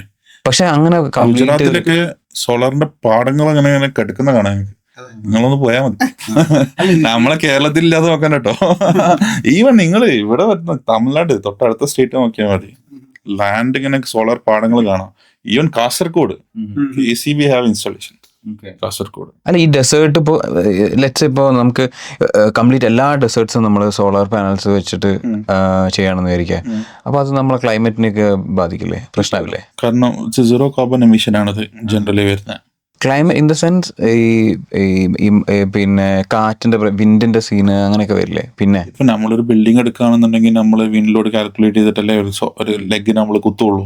ഇതേപോലെ തന്നെ സോളാർ പ്ലാനലിൽ ഇൻസ്റ്റാൾ ചെയ്യുന്ന സമയത്തും ആ ലെഗിന് എത്ര ലെഗ് ഉപയോഗിക്കണം, എത്ര തിക്നെസ് വേണം, 2x2 4x4, അതൊക്കെ ഒരു സ്ട്രക്ചർ എഞ്ചിനീയറാണ് ഡിസൈൻ ചെയ്ത് തരുന്നത്. ആ സ്ട്രക്ചർ എഞ്ചിനീയർ ഡിസൈൻ ചെയ്യുമ്പോൾ ഫൗണ്ടേഷൻ എത്ര വേണമെന്ന് പറയും. ആ ഫൗണ്ടേഷൻ നമുക്ക് ഇടാൻ പറ്റിയാൽ മതി. അവിടെ വെള്ളത്തിൽ ചെയ്യാം. ഫ്ലോട്ടിംഗ് സോളാർ ഉണ്ട്. വെള്ളം ഇങ്ങനെ ഒഴുകി വരുന്നത് പോലെ ഉണ്ടാവും. അത് നമുക്ക് ചെയ്യുകയാണെന്നുണ്ടെങ്കിൽ ഇപ്പൊ വയനാട് ചെയ്തിട്ടുണ്ട്, മിൽമ ചെയ്തിട്ടുണ്ട് ഈ അടുത്തൊരു സാമ്പിൾ പ്രൊജക്ട്. അപ്പൊ നമുക്ക് പിന്നെ ഓഷ്യനിലൊക്കെ ഈ സാധനം ചെയ്യാൻ പറ്റുമോ? ഫ്ലോട്ടിംഗ് ചെയ്യാലോ. ഓഷ്യനിൽ നിങ്ങൾ ഫ്ലോട്ടിംഗ് ചെയ്യുന്നതിനെക്കാട്ടും നല്ലത് ടർബൈൻ പോലത്തെ സാധനം ചെയ്യുന്നല്ലേ, വിൻഡ് ചെയ്യുന്നല്ലേ. ഇത് ഓഷ്യനിൽ ഓൾറെഡി തരം എടുക്കുന്നുണ്ടല്ലോ. അപ്പൊ നമുക്ക് അതിൽ ചെയ്യുന്നതിൽ ഏറ്റവും ലാഭം. അല്ല, ജീനയുടെ നേരത്തെ ചോദിച്ചാൽ ഫോളോ അപ്പ് ആയിട്ട് ചോദിക്കുകയാണ്, നമുക്ക് റിവറിൽ ചെയ്യാം. ഈ 0 കാർബൺ എമിഷൻ എന്നൊക്കെ പറയുമ്പോഴും ശരിക്കും സോളാർ ഇസ് ഗ്രീൻ ആണ്. അതെ, 100% ഗ്രീൻ. അതെങ്ങനെ ശരിയാവുക? എങ്ങനെ ഞാൻ ചോദിക്കട്ടെ, സോളാർ മാനുഫാക്ചർ ചെയ്യുന്ന ശരിക്കും സിലിക്ക എന്ന് പറഞ്ഞിട്ടുള്ളൊരു, അത് ശരിക്കും നമ്മൾ സിലിക്ക അല്ല, സിൽവർ, ഐഡിൻ, സിലിക്ക കണ്ടന്റ് കുറച്ചേ ഉള്ളൂ. സിലിക്ക കണ്ടന്റ് കുറച്ചുള്ളൂ. അതെ, അത് പക്ഷെ മൈൻ ചെയ്തെടുക്കുന്നില്ല നമ്മള്. അത് 80 എത്ര %? ഓക്കെ, നിങ്ങൾ പറയുന്നത് സിൽക്ക സെൽസിനെ പറ്റിയിട്ടാണ്. ഓക്കെ ഫൈൻ, സെൽസിൽ ബി ദർ. ഞാൻ പറഞ്ഞത് ബാക്കി അല്ലാത്ത ഈ സെൽസിൽ ഉപയോഗിക്കുന്ന, ഞാൻ പറഞ്ഞത് ബാക്കിയുള്ളതൊക്കെ അധികം സിൽവർ കണ്ടന്റും ഐഡിൻ കണ്ടന്റും ആണ് കൂടുതലുള്ളത്. ഐഡൻ ഐ തിങ്ക്, എനിക്ക് അതിന്റെ പേര് കൃത്യമായിട്ട് ഓർമ്മയില്ല സംഭവം. ബട്ട് സിൽക്ക സെൽസ് ആണ് നമ്മൾ യൂസ് ചെയ്യുന്നത്. ഈ സിൽക്ക സെൽസ് നിങ്ങൾക്ക് ഒരു 98% റീസൈക്കിൾ ചെയ്യാൻ പറ്റും. റീസൈക്ലിംഗ് മെത്തേഡ് ഉണ്ട്. പക്ഷേ ഞാൻ ചോദിക്കട്ടെ, ഇപ്പൊ നമ്മൾ EVന്റെ കേസ് പറയുമ്പോൾ കൊബാൾട്ടും ലിത്തിയും ഒക്കെ ഇതേപോലെ തന്നെ റീസൈക്കിൾ ചെയ്യാൻ പറ്റുന്നുണ്ട് പറയുന്നത്. പക്ഷേ റീസൈക്കിൾ ചെയ്യാൻ പറ്റും. ഇനീഷ്യലി നമ്മൾ പിന്നെ ഒരുപാട് സാധനങ്ങൾ കത്തിച്ചിട്ടും അങ്ങനെ ഗ്ലോബൽ വാർമിങ്ങിന് എഫക്ട് ചെയ്യില്ല എന്ന് പറഞ്ഞിട്ട് ഇപ്പോൾ എഫക്ട് ചെയ്യുന്നുണ്ട് എന്നുള്ള രീതി. അതെ, നിങ്ങൾ EVന്റെ നിങ്ങൾക്ക് ബാറ്ററീസ് വേണമെങ്കിൽ നിങ്ങൾക്ക് വലിയ കുഴി ഉണ്ടാക്കണോ? സത്യമാണ്, അത് ട്രൂത്താണ്. അതിനെക്കാട്ടി നല്ല പെട്രോൾ ഉപയോഗിക്കുന്നതാണ്. പക്ഷെ ഹാംഫുൾ വെച്ച് നോക്കുകയാണെങ്കിൽ മറ്റത് നമ്മൾ കത്തിച്ചിട്ട് പുകയായിട്ട് വിടുന്നു, ഇത് അതിന് പകരം കുഴി വെച്ച് നമ്മൾ എടുക്കുന്നു, എന്നിട്ട് ചെയ്യുന്നു. മാനുഫാക്ചറിംഗ് ടൈമിൽ പക്ഷേ അതിന്റെ പ്രശ്നങ്ങൾ ഉണ്ടാക്കും, എമിഷൻസ് ഉണ്ടാക്കും. ഞാൻ പറഞ്ഞത് മാനുഫാക്ചറിംഗ് ഈ റോ മെറ്റീരിയൽ കിട്ടാൻ നമുക്ക് എടുക്കുന്ന ഏരിയ ഉണ്ടല്ലോ, ആ ഏരിയ നാളെ ഒരു അഗാധമായ കുയ്യൊക്കെ ആയിട്ട് മാറാൻ ചാൻസ് ഉണ്ട് ഈ ബാറ്ററീസിന് വേണ്ടി നമ്മൾ എടുക്കുന്നത്. അപ്പൊ പക്ഷെ ഇത് ഇങ്ങനെ നോക്കിക്കഴിഞ്ഞാൽ 98% റീസൈക്കിൾ ചെയ്യാൻ പറ്റുന്നത് സോളാർ എനർജിയിൽ മാത്രമേ ഉള്ളൂ കറന്റ് മാർക്കറ്റിൽ. You can just type it on what we say ChatGPT, you get it. Okay. അത്രയുള്ള കണ്ടന്റ്. ഓക്കെ, ഈ സോളാറിനെ പറ്റി പറയുമ്പോൾ തന്നെ നമ്മൾ ഹൈഡ്രജനെ പറ്റി സംസാരിക്കാറുണ്ടോ? ഹൈഡ്രജൻ നിങ്ങളും നമ്മൾ അതിലിങ്ങനെ ഇങ്ങനെ വർക്ക് ചെയ്തുകൊണ്ടിരിക്കുന്നുണ്ട്. Hopefully will come as soon as possible. ഇപ്പൊ ലാസ്റ്റ് കണ്ടിരുന്ന ടൊയോട്ട ഒരു hydrogen cell more than 3 years before. Red car, Nitin Gadkari ഒരു കാറിൽ വന്ന് ഇറങ്ങുന്ന ടൊയോട്ട 3 years ആയിരുന്നു I think. Kerala last UPA government, sorry last Modi സർക്കാർ, ലാസ്റ്റ് ഇന്ത്യ. പക്ഷെ ഇത് ഞാനൊരു സോറി ഇതിനകത്തുണ്ട് കേട്ടോ, മറ്റേ കേരള പോലീസിന്റെ അടുത്തുണ്ട് ഐ തിങ്ക്. ഇവരൊക്കെ എത്തില്ലേ? അതെ. ഓക്കെ, അപ്പോൾ ഞാനൊരു ഇന്റർവ്യൂ എന്തോ ഇതിൽ കണ്ടിട്ടുണ്ടായിരുന്നു. അപ്പോൾ ഈ സെയിം ക്വസ്റ്റ്യൻ ഇലോൺ മസ്കിനോട് ചോദിക്കുന്ന സമയത്ത് പുള്ളി പറയുന്നത് ഇത് മാരക ബ്ലണ്ടറാണ്, EVs ആർ ദ ഫ്യൂച്ചർ എന്നൊക്കെ. നമ്മൾ ലാസ്റ്റ് ഹാനിക്കായിട്ട് സംസാരിച്ചപ്പോൾ EV ഫ്യൂച്ചർ എന്തുകൊണ്ട് ഹീവി ആണെന്നുള്ള കേസ് ഞാൻ പറയാം. ഞാനിപ്പോ യൂസ് ചെയ്യുന്ന കാർ ഇറ്റ്സ് എഞ്ചിൻ ഉണ്ടാക്കാൻ വേണ്ടിയിട്ട് പ്രിസിഷൻ മോർ ഇമ്പോർട്ടൻ്റ് ആണ്. അതിന് ഞാൻ എടുക്കുന്ന സമയം മോർ ഇമ്പോർട്ടൻ്റ് ആണ്. ഞാനിപ്പോ ഒരു V6 എഞ്ചിനാണ് ഞാനിപ്പോ ഓടിക്കൊണ്ടിരിക്കുന്നത്. ഓക്കെ, ഈ V6 എഞ്ചിനിൽ ഇത്ര ലിറ്റർ പെർ കിലോമീറ്റർ കിട്ടണം എന്ന് പറയുന്നത് ആ ഉണ്ടാക്കുന്ന R&Dക്ക് എത്രമാത്രം പണിയെടുക്കണം എന്നുള്ളത് it's a huge thing. Okay, but ഒരു EV കാർ ഉണ്ടാക്കാന്ന് പറഞ്ഞാൽ മോട്ടറിനനുസരിച്ച് മോട്ടർ നമ്മളൊന്നും കാര്യമായിട്ട് ഇനി ചെയ്യാനൊന്നുമില്ല. പ്രിസിഷൻ മോട്ടോഴ്സ് വെച്ചാൽ more faster it will go, അത്രേ ഉള്ളൂ. അപ്പോ ഒരു കമ്പനീനെ സംബന്ധിച്ചിടത്തോളം അവരെ R&Dയിൽ ഇത്രയും എക്സ്പെൻസ് കുറഞ്ഞു കിട്ടാണ്. അതാണ് എല്ലാ കമ്പനീസും നേരെ EVയിലേക്ക് പോകാണ്ടാവുന്ന കാരണം. പക്ഷെ അവിടെ എല്ലാവരും സജസ്റ്റ് ചെയ്യുന്നത് വെച്ചാൽ ഹൈഡ്രജനിലേക്ക് പോകുമ്പോൾ ഈ EV ആയിട്ട് കമ്പയർ ചെയ്യുമ്പോൾ less, I mean more natural friendly, more sustainable എന്നൊക്കെ. ഹൈഡ്രജൻ എന്ന് പറയുകയാണെങ്കിൽ നമ്മളൊരു വെള്ളം, ഒരു ഇലക്ട്രോളിസിസ് വാട്ടർ നിങ്ങൾക്ക് വേണം ഹൈഡ്രജൻ ഉണ്ടാക്കണമെങ്കിൽ. H2O water is needed. നിങ്ങളൊരു സോൾട്ട് വാട്ടർ നിങ്ങൾ അതിനെ കൺവേർട്ട് ചെയ്തിട്ട് നോർമൽ വാട്ടർ ആക്കി ഇലക്ട്രോളൈസൈസ് ചെയ്തിട്ട് ചെയ്ത പ്രോസസ്സ് എന്ന് നിങ്ങൾക്ക് വയബിൾ ആണോ അന്നത് വയബിൾ ആണ്. അതിനുള്ള ടെക്നിക്കാലിറ്റി ഉണ്ടാക്കണം എന്നുള്ളത് മാത്രമേ ഉള്ളൂ. നിങ്ങളിപ്പോ ഇവിടുന്ന് കൊയിച്ച് വെള്ളം എടുത്തിട്ട് ഇത് ചെയ്യുന്ന സമയത്തുള്ള പ്രശ്നം എന്താണെന്ന് വെച്ചാണെങ്കിൽ നമ്മളെ വാട്ടർ കണ്ടന്റ് കുറയും ഭൂമിയിലുള്ള. ഇതാണ് ഏറ്റവും ഉണ്ടാകാൻ പോകുന്ന ഒരു ഇഷ്യൂ. അപ്പൊ അത് വേറൊരു ആംഗിളിൽ നാച്ചുറലി എഫക്റ്റ് ആവും എന്നുള്ളതാണ് സത്യം. അപ്പോൾ വാട്ടർ കണ്ടന്റ് നോക്കുകയാണെങ്കിൽ സോ നമ്മളിപ്പോ ഹൈഡ്രജന്റെ കേസ് വളരെ സിമ്പിൾ ആണ് കേട്ടോ. നമുക്ക് ഈ റൂമിന്റെ അത്ര മതി ഒരു ഹൈഡ്രജൻ പ്ലാന്റ് ഉണ്ടാക്കാന്ന് പറയുകയാണെങ്കിൽ. ഹൈഡ്രജൻ ഫ്യൂൽ സെൽസ് ഒന്നുമില്ല. ഇപ്പൊ ഒരു ഇലക്ട്രോളിസിസ് വാട്ടർ ഉണ്ടെങ്കിൽ ഇപ്പൊ H2O എന്ന് പറഞ്ഞ ഹൈഡ്രജനും ഓക്സിജനും വെറുതെ ഫ്രീ ആയിട്ട് ആകാശത്തേക്കോ അല്ലെങ്കിൽ കുപ്പിയിലാക്കിയിട്ട് നിങ്ങൾക്ക് വേണമെങ്കിൽ വിൽക്കാം. ദിസ്. അപ്പൊ അതാണ് അതിന്റെ റിയാലിറ്റി. പക്ഷെ അതിന്റെ ഇപ്പോഴത്തെ operation cost comparatively is very huge. ഇപ്പൊ നമ്മൾ ഇന്ത്യയിലുള്ള വാരി എന്ന് പറഞ്ഞിട്ടുള്ള കമ്പനി അതിന്റെ ഫസ്റ്റ് പ്രോട്ടോടൈപ്പ് ഒക്കെ ഉണ്ടാക്കിയിട്ട് അവര് ജസ്റ്റ് സെല് ചെയ്തിട്ടില്ല.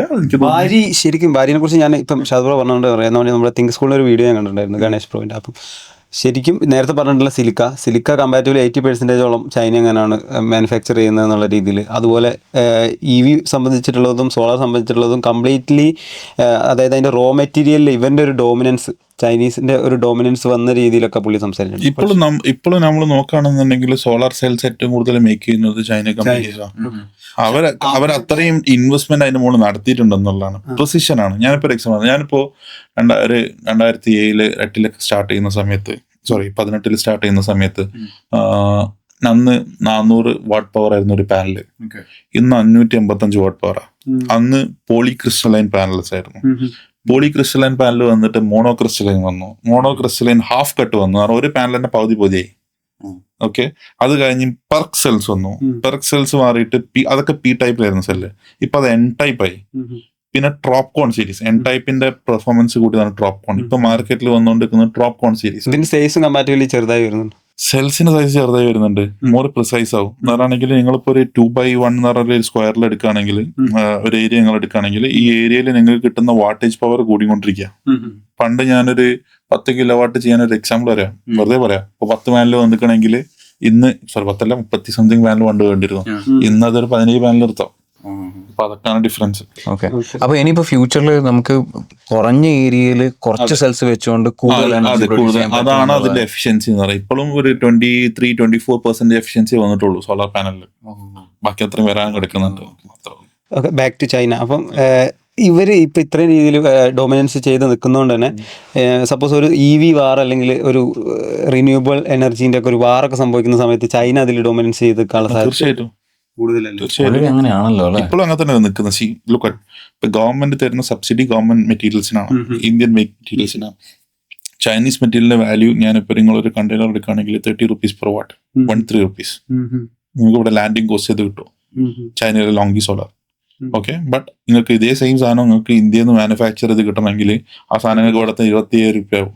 പക്ഷെ ഇവിടെയാണ് എനിക്ക് പറയാനുള്ളത്, മറ്റേ വാരി ചൈനയ്ക്കെതിരെയുള്ള ഒരു സൂപ്പർ പവർ ആയിട്ട് വളർന്നു വരുന്നു എന്ന് പറഞ്ഞിട്ടാണ് ആ വീഡിയോയിലുള്ളത്. അതായത് ഒരു കമ്പനി മാത്രം ഒരു രാജ്യത്തിനെതിരെ നിൽക്കുന്നു. അങ്ങനൊന്നും പറയാൻ പറ്റില്ല. കാരണം എന്താണെന്ന് വെച്ചാണെങ്കിൽ ഇതെന്താ കേസ് എന്ന് പറയുകയാണെങ്കിൽ നമ്മൾ ഇന്നോവേഷൻസിന് വേണ്ടിയിട്ട് ഇതൊരു മാസ് പ്രൊഡക്ഷന് വേണ്ടിയിട്ട് നമ്മളൊരു പൈസ R&Dയിൽ ചെലവാക്കുന്നു. ഇത് ചെലവാക്കി നമ്മൾ വെക്കുന്നു. അത് ഇത്ര സെല് ചെയ്താൽ മാത്രമേ നമുക്ക് അതിൽ നിന്നുള്ള ബെനിഫിറ്റ് വരുള്ളൂ. അപ്പുറത്ത് ഇങ്ങനെ ടെക്നോളജി ഇങ്ങനെ മാറിക്കൊണ്ടേയിരിക്കുക. ഇതാണ് ഇതിന്റെ റിയാലിറ്റി.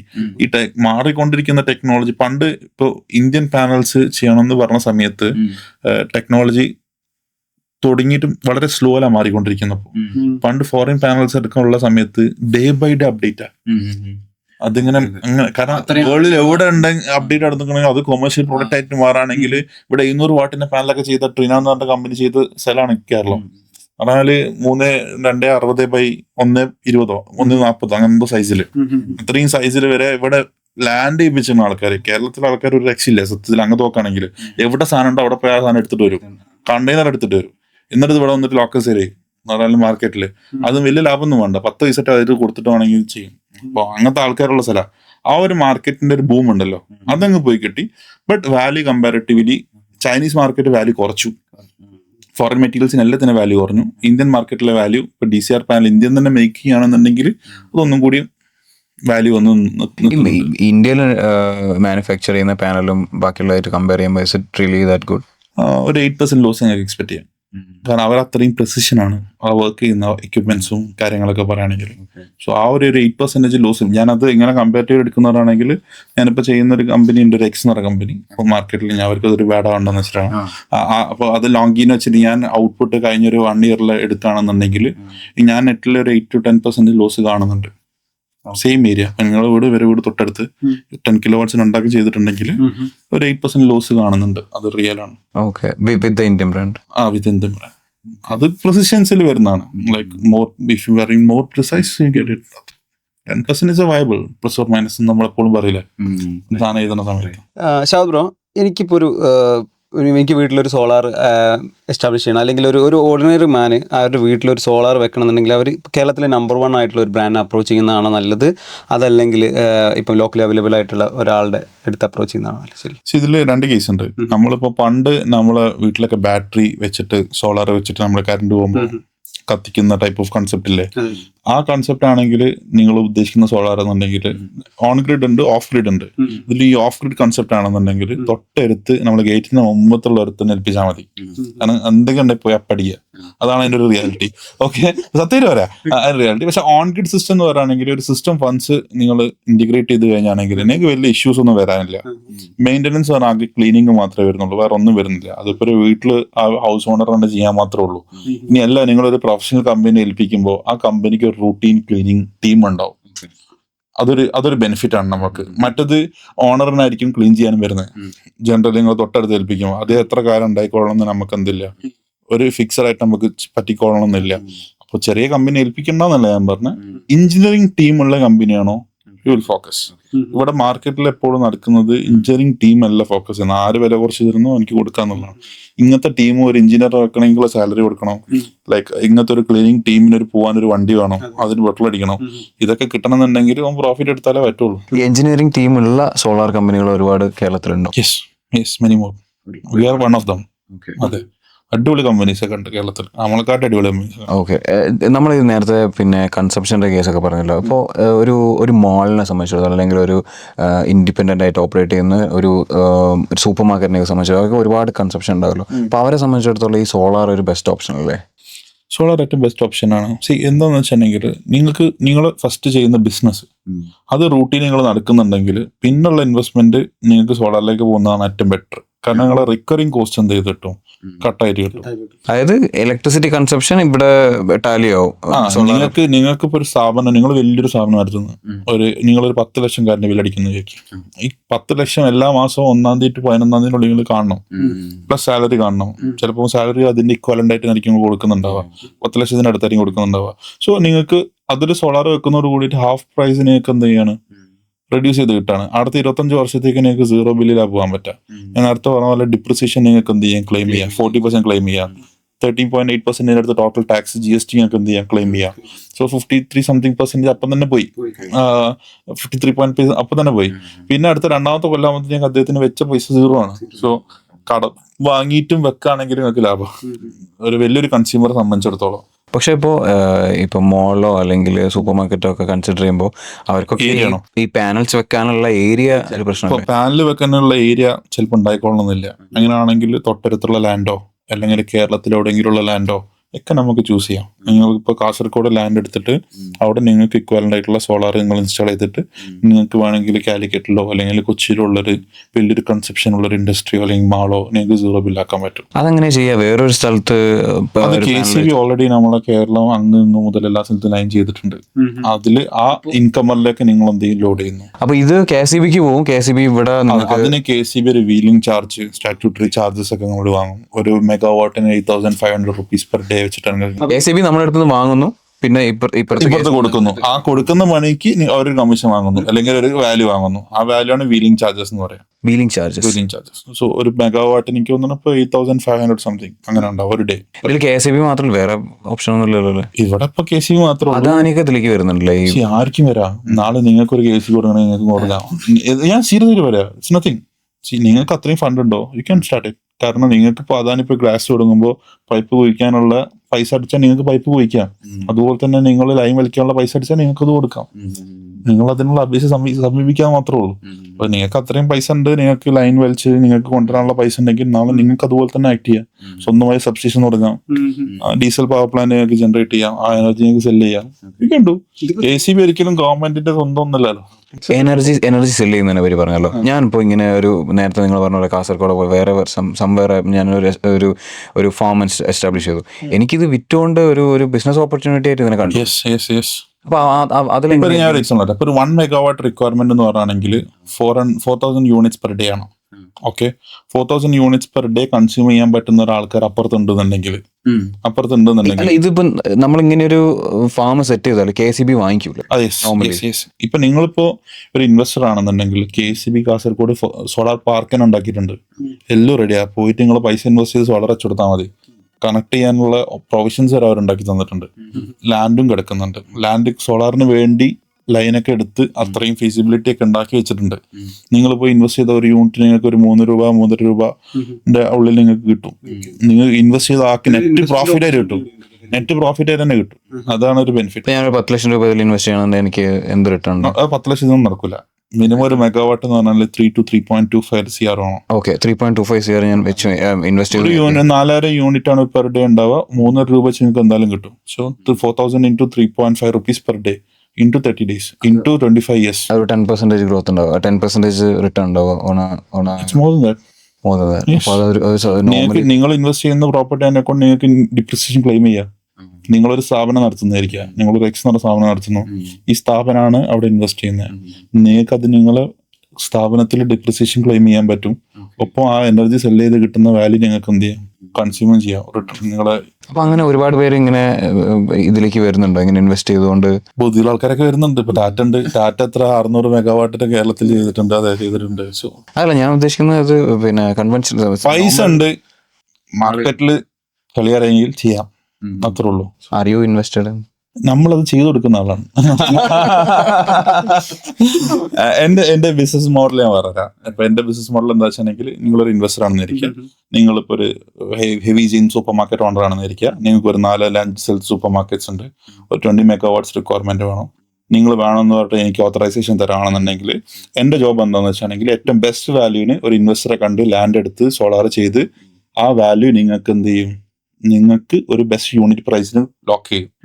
ജസ്റ്റ് ഒരു 4.5 rupees or 5 rupees അടുത്ത 25 years. So you will do all the talk with the KCB everything. Just നിങ്ങൾ ഒരു ഓത്തറൈസേഷൻ ഒപ്പിട്ടെന്നാൽ മതി. എനിക്ക് അങ്ങനെ കേരളത്തിലുള്ള നമ്പർ 1 സൂപ്പർ മാർക്കറ്റ്സ് ഒക്കെ തന്നിട്ടുണ്ട്.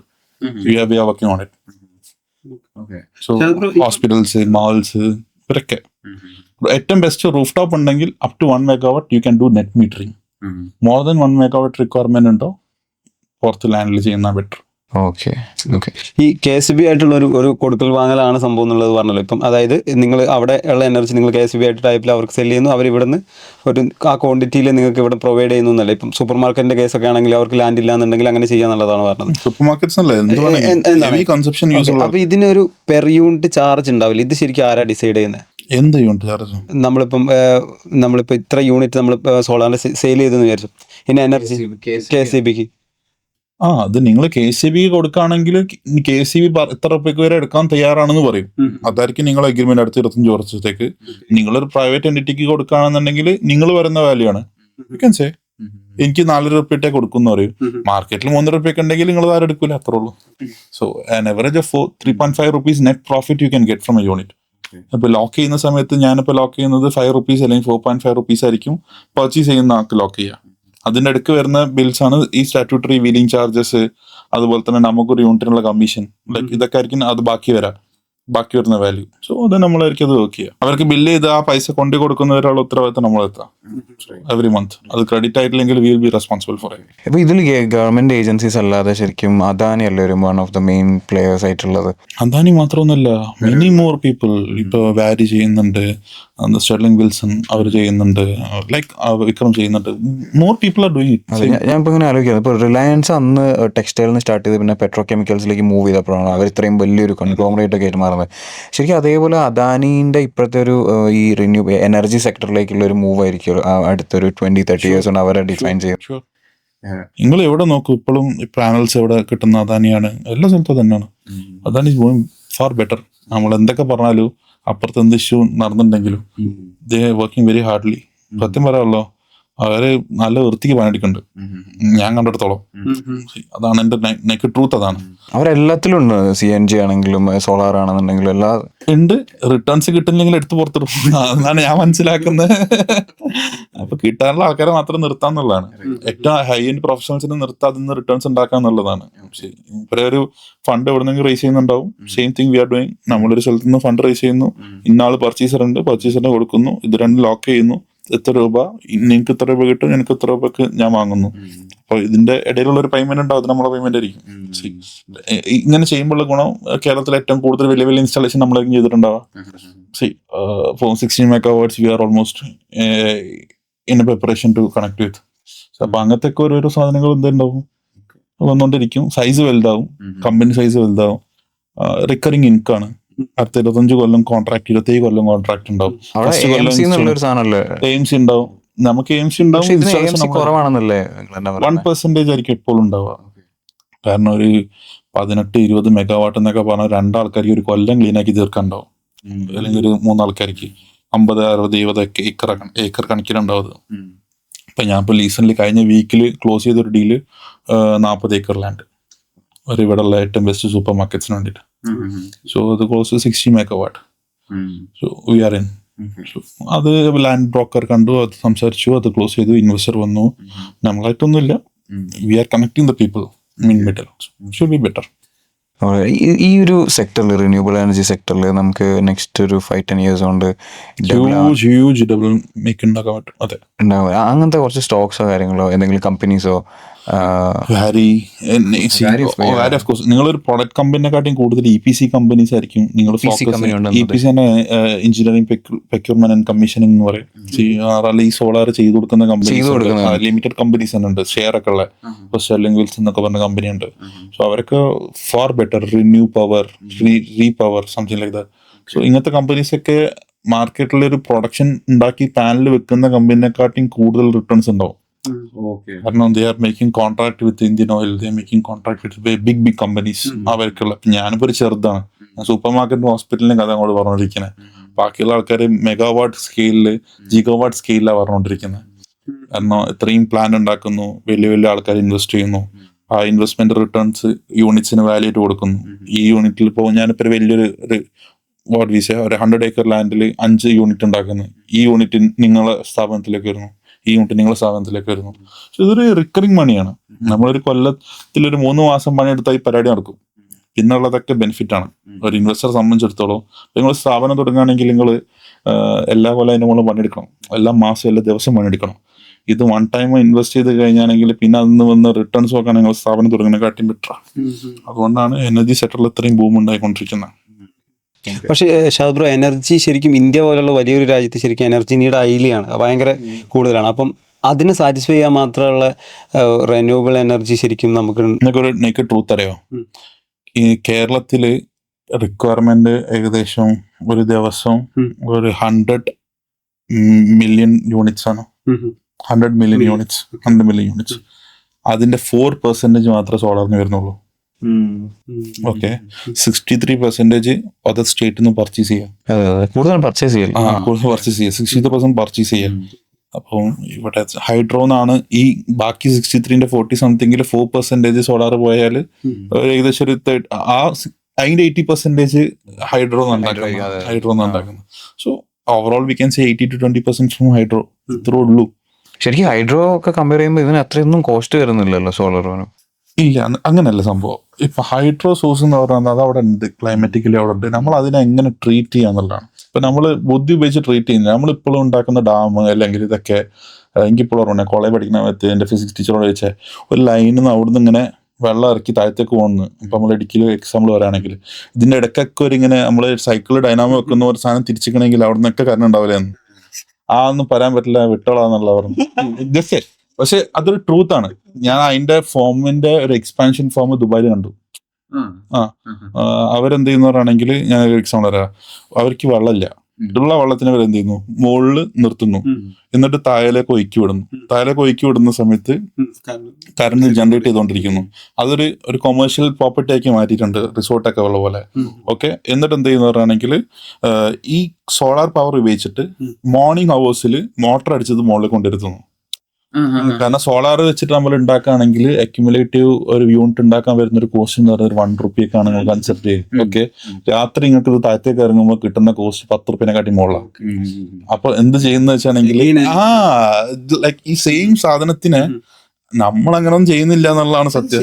നമ്മൾ തുറന്നു വിടുന്നു, അതാ പോകുന്നു, കുറെ ആൾക്കാർ വെള്ളത്തിൽ കയറുന്നു. സത്യത്തില് അതിനെ നമ്മളൊരു സിസ്റ്റം ആക്കി മാറ്റിക്കണമെങ്കിൽ അതിനെ മൾട്ടിപ്പിൾ യൂസ് ചെയ്യാൻ പറ്റിയിട്ടുണ്ടെന്നുണ്ടെങ്കിൽ, ഇന്നിപ്പോ റീസെന്റ് വരുന്ന സമയത്ത് ഞാനിപ്പോ ഒരു പത്രത്തിൽ കണ്ട് ലൈക്ക് ഇതിന്റെ വെള്ളത്തിന്റെ അളവ് കൂട്ടാൻ വേണ്ടി തമിഴ്നാട് സർക്കാർ പറയുന്നു എന്നൊക്കെ പറഞ്ഞിട്ട്, ലൈക്ക് അപ്പൊ മുല്ലപ്പെരിയാറുണ്ട്. പക്ഷെ അപ്പൊ അപ്പുറത്ത് നമ്മളെ ഇത് മന്ത്രി പറയുന്നുണ്ട് അതെങ്ങനെ കൂട്ടാൻ പറ്റും, കേസ് എടുക്കുന്നല്ലേ എന്നൊക്കെ. ബേസിക്കലി ഇതിനെ നൈസായിട്ട് ട്രീറ്റ് ചെയ്തിക്കണമെങ്കിൽ എല്ലാവർക്കും എല്ലാം കിട്ടും.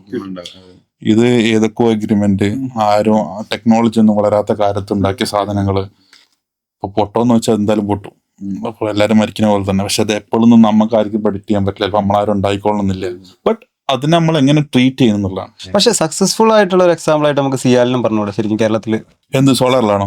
യെസ്, അവരെ വിഷൻ എത്രയാണ്. കാരണം അത് ചെയ്യാൻ പറ്റുന്നവർക്ക്, കാരണം അതൊരു പ്രൈവറ്റ് എന്റിറ്റിയും കൂടിയാണ്. പക്ഷെ കേരളത്തിൽ നിങ്ങൾ നേരത്തെ പറഞ്ഞ പോലെ 4% മാത്രമേ സോളാർ എനർജി എത്തിയിട്ടുള്ളൂ എന്ന് പറയുമ്പോഴും വേൾഡിലെ ഫസ്റ്റ് എയർപോർട്ടിലെ അങ്ങനെ ഒരു അതെ നമ്മൾ വേൾഡിൽ എല്ലാം ഫസ്റ്റ് ആണ് ചെയ്തത്. ഫസ്റ്റ് IT പാർക്ക് ഇവിടെ കേരളത്തിലാ. ഏറ്റവും ഫസ്റ്റ് EV ചാർജിങ് സ്റ്റേഷൻസ് നിങ്ങൾ എല്ലാ മുക്കിലും മൂലയിലും വെച്ചോടാ കേരളത്തിലാ അല്ലേ? പക്ഷെ ആരും ഉപയോഗിക്കില്ലല്ലോ. ആരും ഉപയോഗിക്കുന്ന ചാർജിങ് സ്റ്റേഷന് നമ്മൾ KCB എല്ലാ ഇതിലും ഒരു ചെറിയൊരു പെട്ടി ബോക്സ് രാമക്കുട്ടി നമ്മളെല്ലാത്തിന്റെ ഫ്രണ്ടിലാണ്. നമ്മൾ ഭയങ്കര ഫാസ്റ്റ് ഫോർവേഡ്. ഞാൻ നേരത്തെ പറഞ്ഞേ സോളാർ പാനല് നാട്ടില് വേൾഡിൽ എവിടെയെങ്കിലും പുതിയ സാധനം ഉണ്ടെങ്കിൽ ഇവൻ അവിടെ വരെ ഫ്ലൈറ്റ് കയറി പോയി ആ സാധനം കണ്ടെയ്നർ ആക്കി ഇവിടെ കൊണ്ടുവന്ന് വേണമെങ്കിൽ ലാഭമില്ലാതെ വെക്കും. ബട്ട് അതിന്റെ ഒരു സൊല്യൂഷൻ അൾട്ടിമേറ്റ് അല്ല എന്നാ പറഞ്ഞത്. ഇപ്പൊ ഞാൻ റീസെന്റ് ഞാൻ വായിച്ച് EV ചാർജിങ് സ്റ്റേഷൻസ് നമ്മുടെ ഗവൺമെന്റ് അതോറിറ്റിയിലെ KCB ക്രിയേറ്റ് ചെയ്യാൻ പോകുന്നു. ഒരു ഫുഡ് പാർക്ക് പോലെ, റീഫ്രഷിങ് ഏരിയ പോലെ. It should be privatised. അതിൽ വർക്ക് ആവില്ലത്. എനിക്ക് ട്രൂത്ത് ആണ് ഞാൻ പറയുന്നത്. ആൾക്കാർക്ക് വേണ്ടി കംഫർട്ടാ. Why you are using luxury car? What is the benefit of it? നിങ്ങൾ സമാധാനത്തിൽ ഒരു സ്ഥലത്ത് എത്തണം. ഒപ്പം നിങ്ങളെ ആങ്കർ അല്ലെങ്കിൽ ഇതൊക്കെ ഉണ്ടാവും. അത് റോഡിൽ കാണിക്കണം എന്നല്ല പറയുന്നത്. അതിന് നമ്മളൊരു മെഷീനിൽ പോകുന്ന ഫീലിംഗ് ഒക്കെ ഉണ്ടാക്കി തരും. ഇത് എന്നാണ് നമ്മളെല്ലാവരും ഇപ്പോൾ ഒരു 5 സ്റ്റാർ റെസ്റ്റോറൻറ്റിൽ കയറുന്നത് അല്ലെങ്കിൽ ഒരു സാധാ നമ്മൾ ഹോട്ടലിൽ കയറി ചായ കുടിക്കുന്നത്. നമുക്ക് വലിയ രസമാണ്. ഞാൻ പറഞ്ഞ ചില സമയത്ത് നിങ്ങൾ നല്ലൊരു പെർഫ്യൂം ചെയ്ത് നല്ലൊരു ഡ്രസ്സ് ഇട്ട് നിങ്ങൾ ചിലപ്പം നിങ്ങളൊരു തട്ടുകടയിൽ നിന്ന് ഭക്ഷണം കഴിക്കുന്ന സമയത്ത് ചിലപ്പോൾ നിങ്ങൾ വിയർക്കാം. അത് കഴിഞ്ഞിട്ട് നിങ്ങളൊരു മീറ്റിംഗിൽ പോയാൽ ചിലപ്പോൾ നിങ്ങൾക്ക് അത്ര കംഫർട്ട് കിട്ടിക്കൊള്ളണമെന്നില്ല. സോ മേ ബി നിങ്ങളൊരു മൗത്ത് ഫ്രഷ്നർ തിന്നുണ്ടാവും. ലൈക്ക് അതുപോലത്തെ കണ്ടീഷനുകൾ നോക്കുന്നില്ലേ? ഇതേപോലെ തന്നെയാണ് ഇതൊക്കെ. ലൈക്ക് ഗവൺമെന്റ് തരുന്നതിനെക്കാട്ടിയും ഏറ്റവും ബെറ്റർ പ്രൈവറ്റ് ആയിട്ട് നിങ്ങൾക്ക് തരും. ബെറ്റർ കൊളാബറേഷൻസ് ഉണ്ടാക്കുക എന്നുള്ളതാണ്. ഇപ്പൊ CR is one of the best example. ഇപ്പൊ എത്ര പെർസെന്റേജ് ഗവൺമെന്റ് ആണ്, ബാക്കി പ്രൈവറ്റ് ആണ്. സോ അതുകൊണ്ട് അത് നമ്പർ 1 ആണ്. നിങ്ങൾ കാലിക്കറ്റ് എയർപോർട്ട് നോക്ക്, ഇവൻ ട്രിവാൻഡ്രം നോക്ക്, കൊച്ചി നോക്ക്. Kochi how much far better. ഇപ്പൊ ഞാൻ തൊട്ടടുത്ത് ഞാനിപ്പോ ലോഞ്ച് കണ്ട്, ആ ലോഞ്ചിൽ കിട്ടുന്ന അത്ര ഫുഡ് നിങ്ങൾക്ക് വേറെ എവിടെയെങ്കിലും കേരളത്തിൽ കിട്ടിക്കണോ? നോ, ഇല്ല. സോ ഫുഡ് എന്നല്ല ഞാൻ പറഞ്ഞു. അത് ഗോൾഫ് ഓൾറെഡി ഉണ്ട്, അതേ ഉണ്ട്. എക്സ്പാൻഡ് ചെയ്യാൻ പോകുന്നു. ഞാൻ പറഞ്ഞത് ഇതാണ് കുറച്ചും കൂടി ബെറ്റർ. കൊലാബറേറ്റീവ് മെത്തേഡിലേക്ക് ആരും ഫോക്കസ് ചെയ്യുന്നില്ല എന്നുള്ളതാണ്. ഇപ്പൊ ഇപ്പം നമ്മളൊരു റോഡ് കോൺട്രാക്ട് കൊടുക്കുകയാണെങ്കിൽ വരെ അത് ആദ്യം ഇന്ന ലെവൽ ഓഫ് ഗ്രേഡ് ഉണ്ടാവണം, ഇന്ന സി ആവണം, എന്നിട്ട് ഇന്ന ലെവൽ ഓഫ് കോൺട്രാക്ട് വരെ എടുക്കാൻ പറ്റുള്ളൂ. Forget about it. ആരാണോ ബെസ്റ്റ് കോട്ട് ചെയ്യുന്നത് നോക്കി കൊടുക്കാൻ പറ്റിക്കണമെങ്കിൽ ഏറ്റവും ബെസ്റ്റ് ഇൻസ്റ്റാളേഷൻ കാണാൻ പറ്റും, ഏറ്റവും ബെറ്റർ റോഡ്സ് കാണാൻ പറ്റും, ഏറ്റവും ബെറ്റർ വർക്ക് കാണാൻ പറ്റും. ഇത് മറ്റേതാണ്, നമ്മൾ എല്ലാ കോൺട്രാക്ടറിന്റെ പച്ച ബോർഡിൽ നോക്കിയാലും 2-3 പേരുണ്ടാവും. ആ പേരിനായിരിക്കും എല്ലാ സ്ഥലത്തും കാണുന്നത്. ഇത് തന്നെ ചെയ്യുന്നുള്ളൂ എന്നുള്ളതാണ്. അപ്പോൾ അവിടെ പൊട്ട് അവിടെ മാത്രം എല്ലായിടത്തും പൊട്ടു. ഓന്റെ റേഷ്യോ സെയിം ആയിരിക്കും.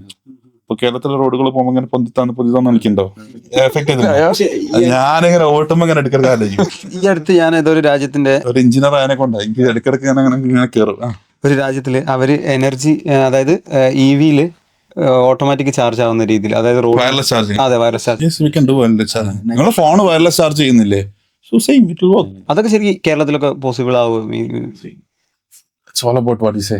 Like, നമ്മളെ കൺട്രി അല്ലെങ്കിൽ നമ്മൾ നിൽക്കുന്ന സ്റ്റേറ്റ് അതിനെ അഡോപ്റ്റ് ചെയ്യാൻ റെഡി ആണെന്നുണ്ടെങ്കിൽ ഇറ്റ് വിൽ വർക്ക്. ഇപ്പൊ 100% EV-ല് പോകുന്ന വർക്ക് ചെയ്യുന്ന ഒരു സ്റ്റേറ്റ് ആണ് കേരളം എന്നുണ്ടെങ്കിൽ നമ്മളത് ഫോഴ്സ്ഫുള്ളി ആവേണ്ടി വരും. അല്ലാതെ നമുക്കതാവാൻ പറ്റില്ല. ഇപ്പൊ നിങ്ങളൊരു ഫോറിൻ കൺട്രിയിൽ അതൊരു അങ്ങനെ ചെയ്യുന്നത് അവർക്കൊരു ബുദ്ധിമുട്ടായി തോന്നില്ല. നമ്മളോട് കുഴി എടുത്താൽ ആ കുഴി മൂടാൻ തന്നെ ഇത്ര സമയം എടുക്കുന്നത്. അതിലൊരിക്കലും നമുക്ക് എക്സ്പെക്ട് ചെയ്തിട്ട് പോകാൻ പറ്റിക്കോളണമെന്നില്ല. സോ നമ്മൾ എത്ര പ്രിസൈസ് ആവുന്നോ അത്രയും പ്രിസൈസ് ആയിട്ടായിരിക്കും എന്തുണ്ടാവുക, എല്ലാ കാര്യങ്ങളും ഉണ്ടാവും. എല്ലാം ചെയ്യാൻ പറ്റുന്നതാണ്, ഒന്നും ചെയ്യാൻ പറ്റായ ഒന്നുമില്ല. ആരെങ്കിലും അതിനൊരു ഇനീഷ്യേറ്റീവ് എടുക്കണം എന്നുള്ളൂ. ഫ്യൂച്ചറിൽ ഏതെങ്കിലുമൊക്കെ പാർട്ടിയൊക്കെ എടുക്കായിരിക്കും. ഞാൻ ഒരു കുറച്ച് മുന്നേ ഒരു കോൺസെപ്റ്റ് കാർ കണ്ടിട്ടുണ്ടായിരുന്നു. ടെസ്ലേൻ്റെ വെച്ചിട്ടാണ് അവർ ചെയ്തിട്ടുള്ളത്. അപ്പോൾ അതിലെന്ന് വെച്ചാൽ ടെസ്ലയ്ക്കുള്ള ആ ഒരു ഇൻഫിനിറ്റി റൂഫ് ഉണ്ടല്ലോ, അത് വെച്ചിട്ട് അതിൽ തീർത്ത് ഇൻവിസിബിൾ ആയിട്ടുള്ള പാനൽസ് വെച്ചിട്ട് എന്നിട്ട് ആ പാനൽസ് അങ്ങനത്തെ ഒരു സാധനമൊക്കെ ഫ്യൂച്ചറിൽ പോസിബിൾ ആയിരിക്കും. പോസിബിൾ ആണ്, ഒന്നും പോസിബിൾ അല്ല. ഞാൻ നേരത്തെ സോളാർ പാനലിനെ പറ്റി പറഞ്ഞില്ലേ. ഇപ്പൊ ഒരു സ്ക്വയർ ഫീറ്റ് ഏരിയ, ഇപ്പൊ 27 square feet of area is required for 550 watt power generate ചെയ്യാൻ. 550 വാട്ട് പവർ എന്ന് പറഞ്ഞാൽ 0.580 വാട്ട് പവർ പ്രൊഡ്യൂസ് ചെയ്യാൻ അതിന്റെ 30% നമുക്ക് ഔട്ട് കിട്ടുന്നുള്ളൂ. അങ്ങനെ വെച്ച് നോക്കുമ്പോൾ ഇപ്പൊ 30% താഴെയാണ് ഔട്ട് വരുന്നത്. ഇത് 100 എന്നാവുന്നു. അന്ന് ഞാൻ ഇത്ര ചെറിയൊരു ഹെൽപ്പുള്ള സാധനം വെച്ചാൽ തന്നെ എന്റെ റിക്വയർമെന്റ് 1 മെഗാവാട്ട് ആയി. അവിടാണ് അതിന്റെ റിയാലിറ്റി. അങ്ങനെയാണെന്നുണ്ടെങ്കിൽ ഇപ്പോഴുള്ള ഈ ചാർജിങ് പരിപാടിയൊക്കെ കംപ്ലീറ്റ് നിൽക്കൂലേ? ഈ ഒരൊറ്റ സാധനം പോരെ? അങ്ങനല്ല ഞാൻ പറയുന്നത്. ഈ ഒരു സാധനം പ്രൊഡ്യൂസ് ചെയ്തുകൊണ്ടേ ഇരിക്കല്ലേ. അതെ, ഇത് എവിടെയെങ്കിലും പോയിട്ട് സ്റ്റോർ ചെയ്താലേ നമുക്ക് കൺസ്യൂം ചെയ്യാൻ പറ്റുള്ളൂ. കൺസ്യൂം ചെയ്യണമെന്നുണ്ടെങ്കിൽ സ്റ്റോർ ചെയ്യണം. സ്റ്റോർ ചെയ്യണമെങ്കിൽ ചാർജർ വേണം, ബാറ്ററി വേണം, ഷുഡ് ബി നീഡഡ്. മനസ്സിലായോ? കാരണം ഇതിങ്ങനെ പ്രൊഡ്യൂസ് ചെയ്തപ്പോൾ നമ്മളൊരു ജനറേറ്റർ ഓൺ ആക്കി ഇട്ടിട്ട് ജനറേറ്റർ ഇങ്ങനെ സപ്ലൈ വന്നുകൊണ്ടിരിക്കുകയാണെന്നിരിക്കും. ജസ്റ്റ് അങ്ങനെ വരില്ല, കട്ട് ഓഫ് ഉണ്ടാവും. ജനറലി പറയാം, വെറുതെ ഇങ്ങനെ നിങ്ങളൊരു ഓക്കെ ഞാനൊരു EX ആണ്, പൈപ്പ് തുറന്നിട്ട് വെള്ളം ഇങ്ങനെ വന്നുകൊണ്ടിരിക്കും. അതിനെ ഉപയോഗിക്കാൻ പറ്റിയില്ലെങ്കിൽ അത് മണ്ണിലൂടെ വലിച്ചു പോയി താഴ്ത്തു പോയിട്ട് വെറുതെ പോകുന്നുള്ളതാണ്. സ്റ്റോർ ചെയ്യുക, യൂസ് ചെയ്യുക, പിന്നെ അത് അതിലേക്ക് എത്തും ആൾക്കാർ, അതിലേക്ക് എത്തും. ഇപ്പൊ നിങ്ങളെ വീട്ടിൽ എത്ര ഓൺഗിട്ട് നിങ്ങൾ ചെയ്തിട്ടുണ്ടെങ്കിലും ഫ്യൂച്ചറിൽ ഒരു 10 വർഷത്തിനുള്ളിൽ വരായിരിക്കും ഒക്കെ എല്ലാവരും സ്റ്റോറേജ് സ്വന്തം യൂണിറ്റ് സ്വന്തമായിട്ട് ഉപയോഗിച്ച് സ്വന്തമായിട്ട് തന്നെ വരും. കാരണം നിങ്ങൾക്ക് യൂണിറ്റിന്റെ വാല്യൂ കൂടെ പോയി നിൽക്കും. അപ്പൊ ഗവൺമെന്റ് നിങ്ങളോട് പറയും നിങ്ങൾ ഇത്ര സമയമെങ്കിലും നിങ്ങൾ ഗവൺമെന്റിന്റെ യൂണിറ്റ്സ് ഉപയോഗിക്കണം എന്നുള്ള റെഗുലേഷൻസ് വരും. ഇപ്പോൾ ഓസ്ട്രിയയിൽ അങ്ങനെയാണ്. ഓസ്ട്രിയയിൽ ചില ദിവസം ഗവൺമെന്റ് പറയും ഇന്ന ദിവസം മുതൽ ഇന്ന ദിവസം വരെ നിങ്ങൾ ഓൺ എനർജി യൂസ് ചെയ്യരുത്. ഗവൺമെന്റിന് അതായത് അവരത്രയും ഇതായി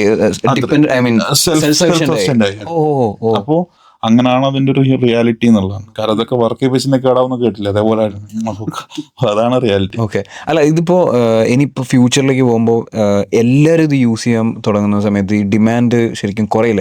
എല്ലാവരും സെൽഫ് സഫീഷ്യന്റ് ആയിട്ട് എനർജി ഉണ്ടാക്കുന്നുണ്ട്. ഒരു സോളാർ പാനലിന്റെ ലൈഫ് എന്ന് പറഞ്ഞാൽ നമ്മളൊരു 13 years എടുക്കാം. ഒരു ഇൻവേർട്ടറിന്റെ ലൈഫ് എന്ന് പറഞ്ഞാൽ നിങ്ങൾ ഏറ്റവും ഹൈ എൻഡ് ബ്രാൻഡ് പോവാണെങ്കിൽ 45 years കിട്ടും. എല്ലാന്നുണ്ടെങ്കിൽ 10 കൊല്ലം ഒരു ദിവസവും വാറന്റി 10 കൊല്ലം. പിറ്റേ ദിവസം രാവിലെ അടിച്ചു ലോക്കലാണെങ്കിൽ. അപ്പൊ അങ്ങനത്തെ കേസ് വരെ ഉണ്ട്. ഇപ്പൊ ഈ ടൈം സ്പാനിൽ കഴിഞ്ഞാൽ നിങ്ങൾക്ക് ചേഞ്ച് ചെയ്യണം. നിങ്ങൾക്കൊരു ലൈഫ് ഒരു 60 വർഷം ഉണ്ടെങ്കിൽ 2 times യൂസ് ചെയ്യും ആ ഒരു ഫ്ലോ നോക്കുകയാണെങ്കിൽ. സോ ഇറ്റ് വിൽ ബി ഇങ്ങനെ മാറിക്കൊണ്ടിരിക്കും എന്നുള്ളതാണ്.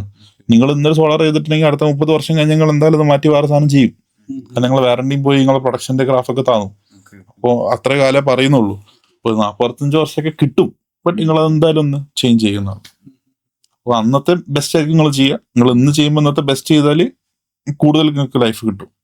അതുപോലെ ഷാദ് ബ്രോ, നമ്മളിപ്പം ഒരു സോളാർ ഇൻഡസ്ട്രീനെ കുറിച്ച് സീറോ നോളജ് ഉള്ള ഒരാൾ, അയാൾ സോളാർ ഫിക്സ് ചെയ്യാൻ വേണ്ടിയിട്ട് അതിൻ്റെ പാനൽ അതുപോലെ ഇൻവെർട്ടറൊക്കെ സെലക്ട് ചെയ്യുന്ന സമയത്ത് എന്തൊക്കെ കാര്യങ്ങൾ ശ്രദ്ധിക്കേണ്ടത്? ആക്ച്വലി ബ്രാൻഡ് ആണെങ്കിലും അതിൻ്റെ ബാക്കിയുള്ള ഫങ്ഷൻസ്, കപ്പാസിറ്റി കാര്യങ്ങളൊക്കെ നോക്കുമ്പോൾ ശരിക്കും സോളാർ നിങ്ങളൊരു ഓൺ ഗ്രിഡ് സിസ്റ്റം വെക്കാൻ വേണ്ടിയിട്ട് നിങ്ങളിപ്പോൾ 13 കിലോ വാട്ട് മുതൽ 1000 കിലോവാട്ടോ 1 മെഗാവാട്ടോ ജിഗാവാട്ട് സ്കെയിലിൽ വരുന്ന ആൾക്കാർ വരെ ഓരോ സോളാർ കമ്പനിയും പറയുക നമ്മളെ ഈ ബ്രാൻഡാണ് ബെസ്റ്റ് എന്നുള്ളത്. ഇതിൽ നമുക്ക് സിമ്പിളായിട്ട് ഡിഫൈൻ ചെയ്യാൻ പറഞ്ഞ മെത്തേഡ് ഞാൻ പറഞ്ഞുതരാം. ബാങ്കബിലിറ്റി റേറ്റിംഗ് എന്ന് പറയും. ഒരു പാനൽ ഒരു ബ്രാൻഡ് പറയുകയാണെങ്കിൽ ഇപ്പോൾ ഒരു എക്സ് എന്ന് പറഞ്ഞ കമ്പനീൻ്റെ പാനൽ ബ്രാൻഡാണ് നിങ്ങൾ റെക്കമെൻഡ് ചെയ്യുന്നുണ്ടായിരിക്കുക. ജസ്റ്റ് അവരെ ബാങ്കബിലിറ്റി റേറ്റിംഗ് നോക്കിയാൽ മതി. ബാങ്കബിലിറ്റി റേറ്റിംഗ് എന്ന് പറഞ്ഞാൽ എല്ലാ ക്വാർട്ടറിലും റിലീസ് ചെയ്യുന്നതാണ്. ഈ എല്ലാ ഇന്റർനാഷണൽ കമ്പനീസും റിലീസ് ചെയ്യുന്നുണ്ട്.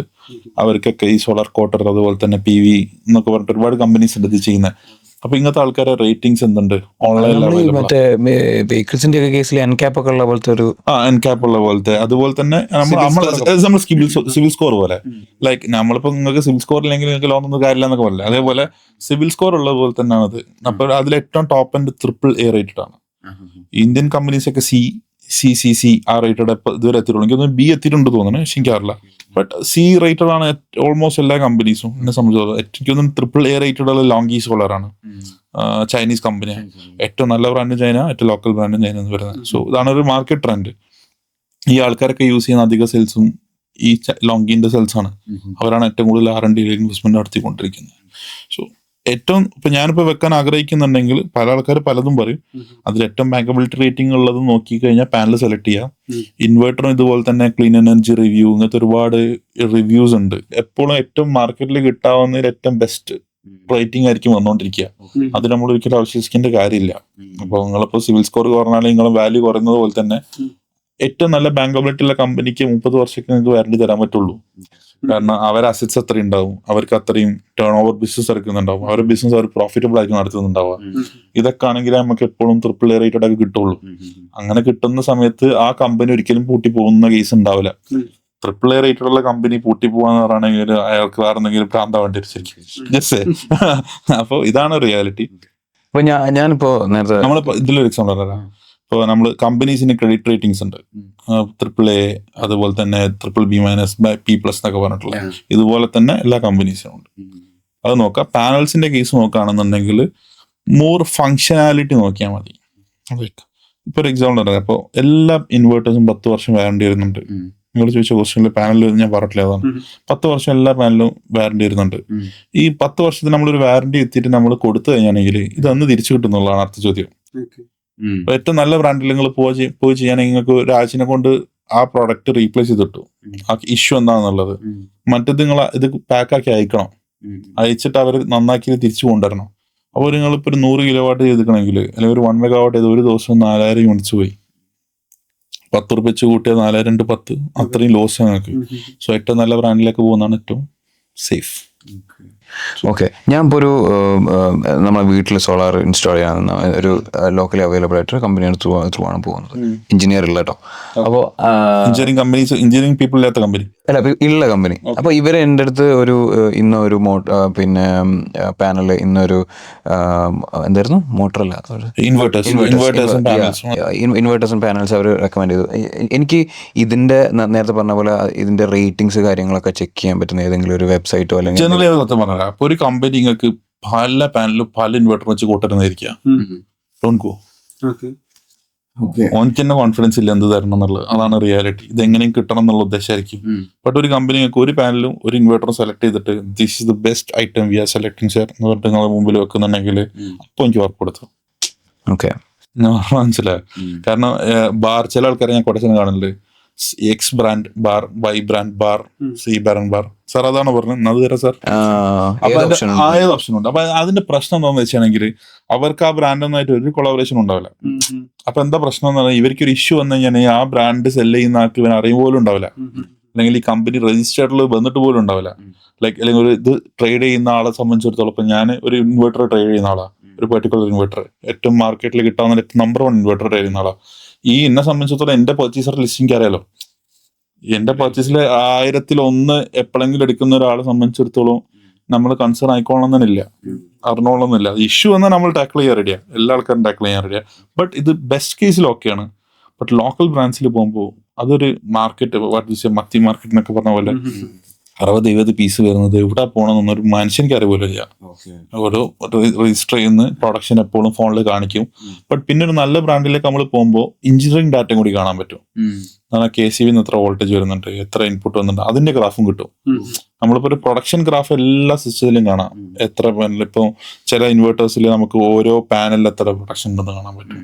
ബട്ട് ഏറ്റവും നല്ല അതിലൊക്കെ നിങ്ങൾക്ക് നോക്കുകയാണെങ്കിൽ അതിന്റെയൊക്കെ എഞ്ചിനീയറിംഗ് ഡാറ്റ കാണുമ്പോൾ നിങ്ങളൊരു കൊല്ലത്തുള്ള ഒരാളാണ് നിങ്ങൾ ഏൽപ്പിച്ചത് കാലിക്കറ്റിൽ ഇൻസ്റ്റാൾ ചെയ്യാൻ, അല്ലെങ്കിൽ കൊച്ചിയുള്ള ഒരാൾ, അല്ലെങ്കിൽ കോഴിക്കോടുള്ള ഒരാളാണ് കൊച്ചി പോയി ചെയ്യുന്നതെങ്കിലും അവർക്ക് അവരുടെ സിസ്റ്റത്തിൽ ഇരുന്നിട്ട് ഇത് മൊത്തം കാണാൻ പറ്റും. വാട്ട് ദ ഇഷ്യൂ എന്നുള്ളത്. ഏറ്റവും നല്ല ഇൻവേർട്ടേഴ്സിനൊക്കെ ഇറർ കോഡ്സ് വരും. ഇറർ കോഡ്സ് വരുമ്പോൾ ഇഷ്യൂ ഉണ്ടെന്നുണ്ടെങ്കിൽ നമുക്ക് മെയിൽ വരും, ആ കസ്റ്റമറുടെ മെയിൽ വരും. ആ ഇഷ്യൂ എന്താണെന്നുള്ള എറർ കോഡ് ഉണ്ടാവും. സെർച്ച് വിത്ത് എറർ കോഡ്, എന്താ ഇഷ്യൂ എന്നുള്ളത്. അത് വയറിൽ കടിച്ചതാണെന്നുണ്ടെങ്കിൽ ആ എറർ കോഡ് ഇന്ന DC. സോ വയറായിട്ട് ആ ആളെ അയച്ചാൽ മതി നമ്മളെ സംബന്ധിച്ചിടത്തോളം. മറ്റത് ഒരു എഞ്ചിനീയറിംഗ് ടീം അവിടെ പോകണം. എന്നിട്ട് ഒരു 400 പാനൽ വെച്ചിരിക്കണം, ഒരു സ്ഥലത്തുള്ള സ്ട്രിങ് കട്ടായി അല്ലെങ്കിൽ ഒരു പാനൽ കട്ടായി, ഇത് കണ്ടുപിടിച്ച് അതിന്റെ പ്രശ്നം മനസ്സിലാക്കി ഇത് ഐഡന്റിഫൈ ചെയ്ത് വരുമ്പോഴത്തേക്ക് ഒരു ഫുൾ ഡേ പോകും. മറ്റത് ഇഷ്യൂവിനുള്ള ഇക്വലന്റ് ടൂൾ ആയിട്ടാണ് അയാൾ പോകുന്നത്. ആ സെയിം ഹവർ സ്പാനിൽ അയാൾക്ക് എന്ത് ചെയ്യാൻ പറ്റും, ആ ഇഷ്യൂ ടാക്കിൾ ചെയ്ത് തിരിച്ചു വരാൻ പറ്റും. ഇതാണ് ഡിഫറൻസ്. അപ്പോൾ എൻ്റെ ക്വസ്റ്റ്യൻ എന്താണെന്ന് വെച്ചാൽ, നമുക്ക് ഇപ്പോൾ ഒരു സാധാരണക്കാരനെ എഡ്യൂക്കേറ്റ് ചെയ്യുന്ന രീതിയിൽ സോളാറിനെ പറ്റി കൂടുതൽ സംസാരിക്കുന്ന ഏതെങ്കിലും യൂട്യൂബ് ചാനലോ ഏതെങ്കിലും വെബ്സൈറ്റോ അങ്ങനെ എന്തെങ്കിലും റെക്കമെൻഡ് ചെയ്യണ്ടോ? ജനറലി ആൾക്കാർ ഇപ്പോൾ ചെയ്തുകൊണ്ടിരിക്കുന്നുണ്ട്. നമ്മൾ തന്നെ മാർക്കറ്റിൽ കാലിക്കറ്റ് ബേസ്ഡ് ആയിട്ടുള്ള പല കമ്പനീസും തന്നെ ഇതുപോലെ വീഡിയോസും കാര്യങ്ങളൊക്കെ ചെയ്യുന്നുണ്ട്. ഞാൻ പറഞ്ഞത് അധികവും ആൾക്കാർ പേർപ്പസ്ഫുള്ളി മാർക്കറ്റിംഗ് ആയിട്ടാണ് ചെയ്യുന്നത്. ഞാനിപ്പോൾ ഇത്രയും സംസാരിച്ചാൽ ഞാൻ ഇവിടെ കിട്ടാത്ത ബ്രാൻഡ്സിനെ പറ്റിയൊക്കെ പറയണം, പണ്ട് ചെയ്ത ബ്രാൻഡ്സിനെ കുറിച്ച് പറയണം. ഞാനിപ്പോൾ ചെയ്യുന്ന ബ്രാൻഡോ ഞാനിപ്പോൾ റീസെയിൽ ചെയ്യുന്ന ബ്രാൻഡോ ഞാൻ പറഞ്ഞിട്ടില്ല. കാരണം അതൊരു മാർക്കറ്റിംഗ് പോയിന്റ് ഓഫ് വ്യൂല് പോകണ്ടെന്ന് വെച്ചിട്ടാണ്. ബട്ട് പല ആൾക്കാരും വരുന്നത് ഞാൻ കണ്ടിട്ടുണ്ട്. ചില ആൾക്കാർ മറ്റേ പാനല് അതിന്റെ മുകളിൽ മറ്റേ വെള്ളത്തിനടിക്കുന്ന സ്പ്രിംഗ്ലറൊക്കെ വെച്ചിട്ടുള്ള ഇങ്ങനെ വെച്ച് കൊടുക്കുന്നു. നമ്മള് അങ്ങനെയൊക്കെ വെച്ചാൽ ഒരിക്കലും നിങ്ങൾക്ക് വാറണ്ടി കിട്ടില്ല.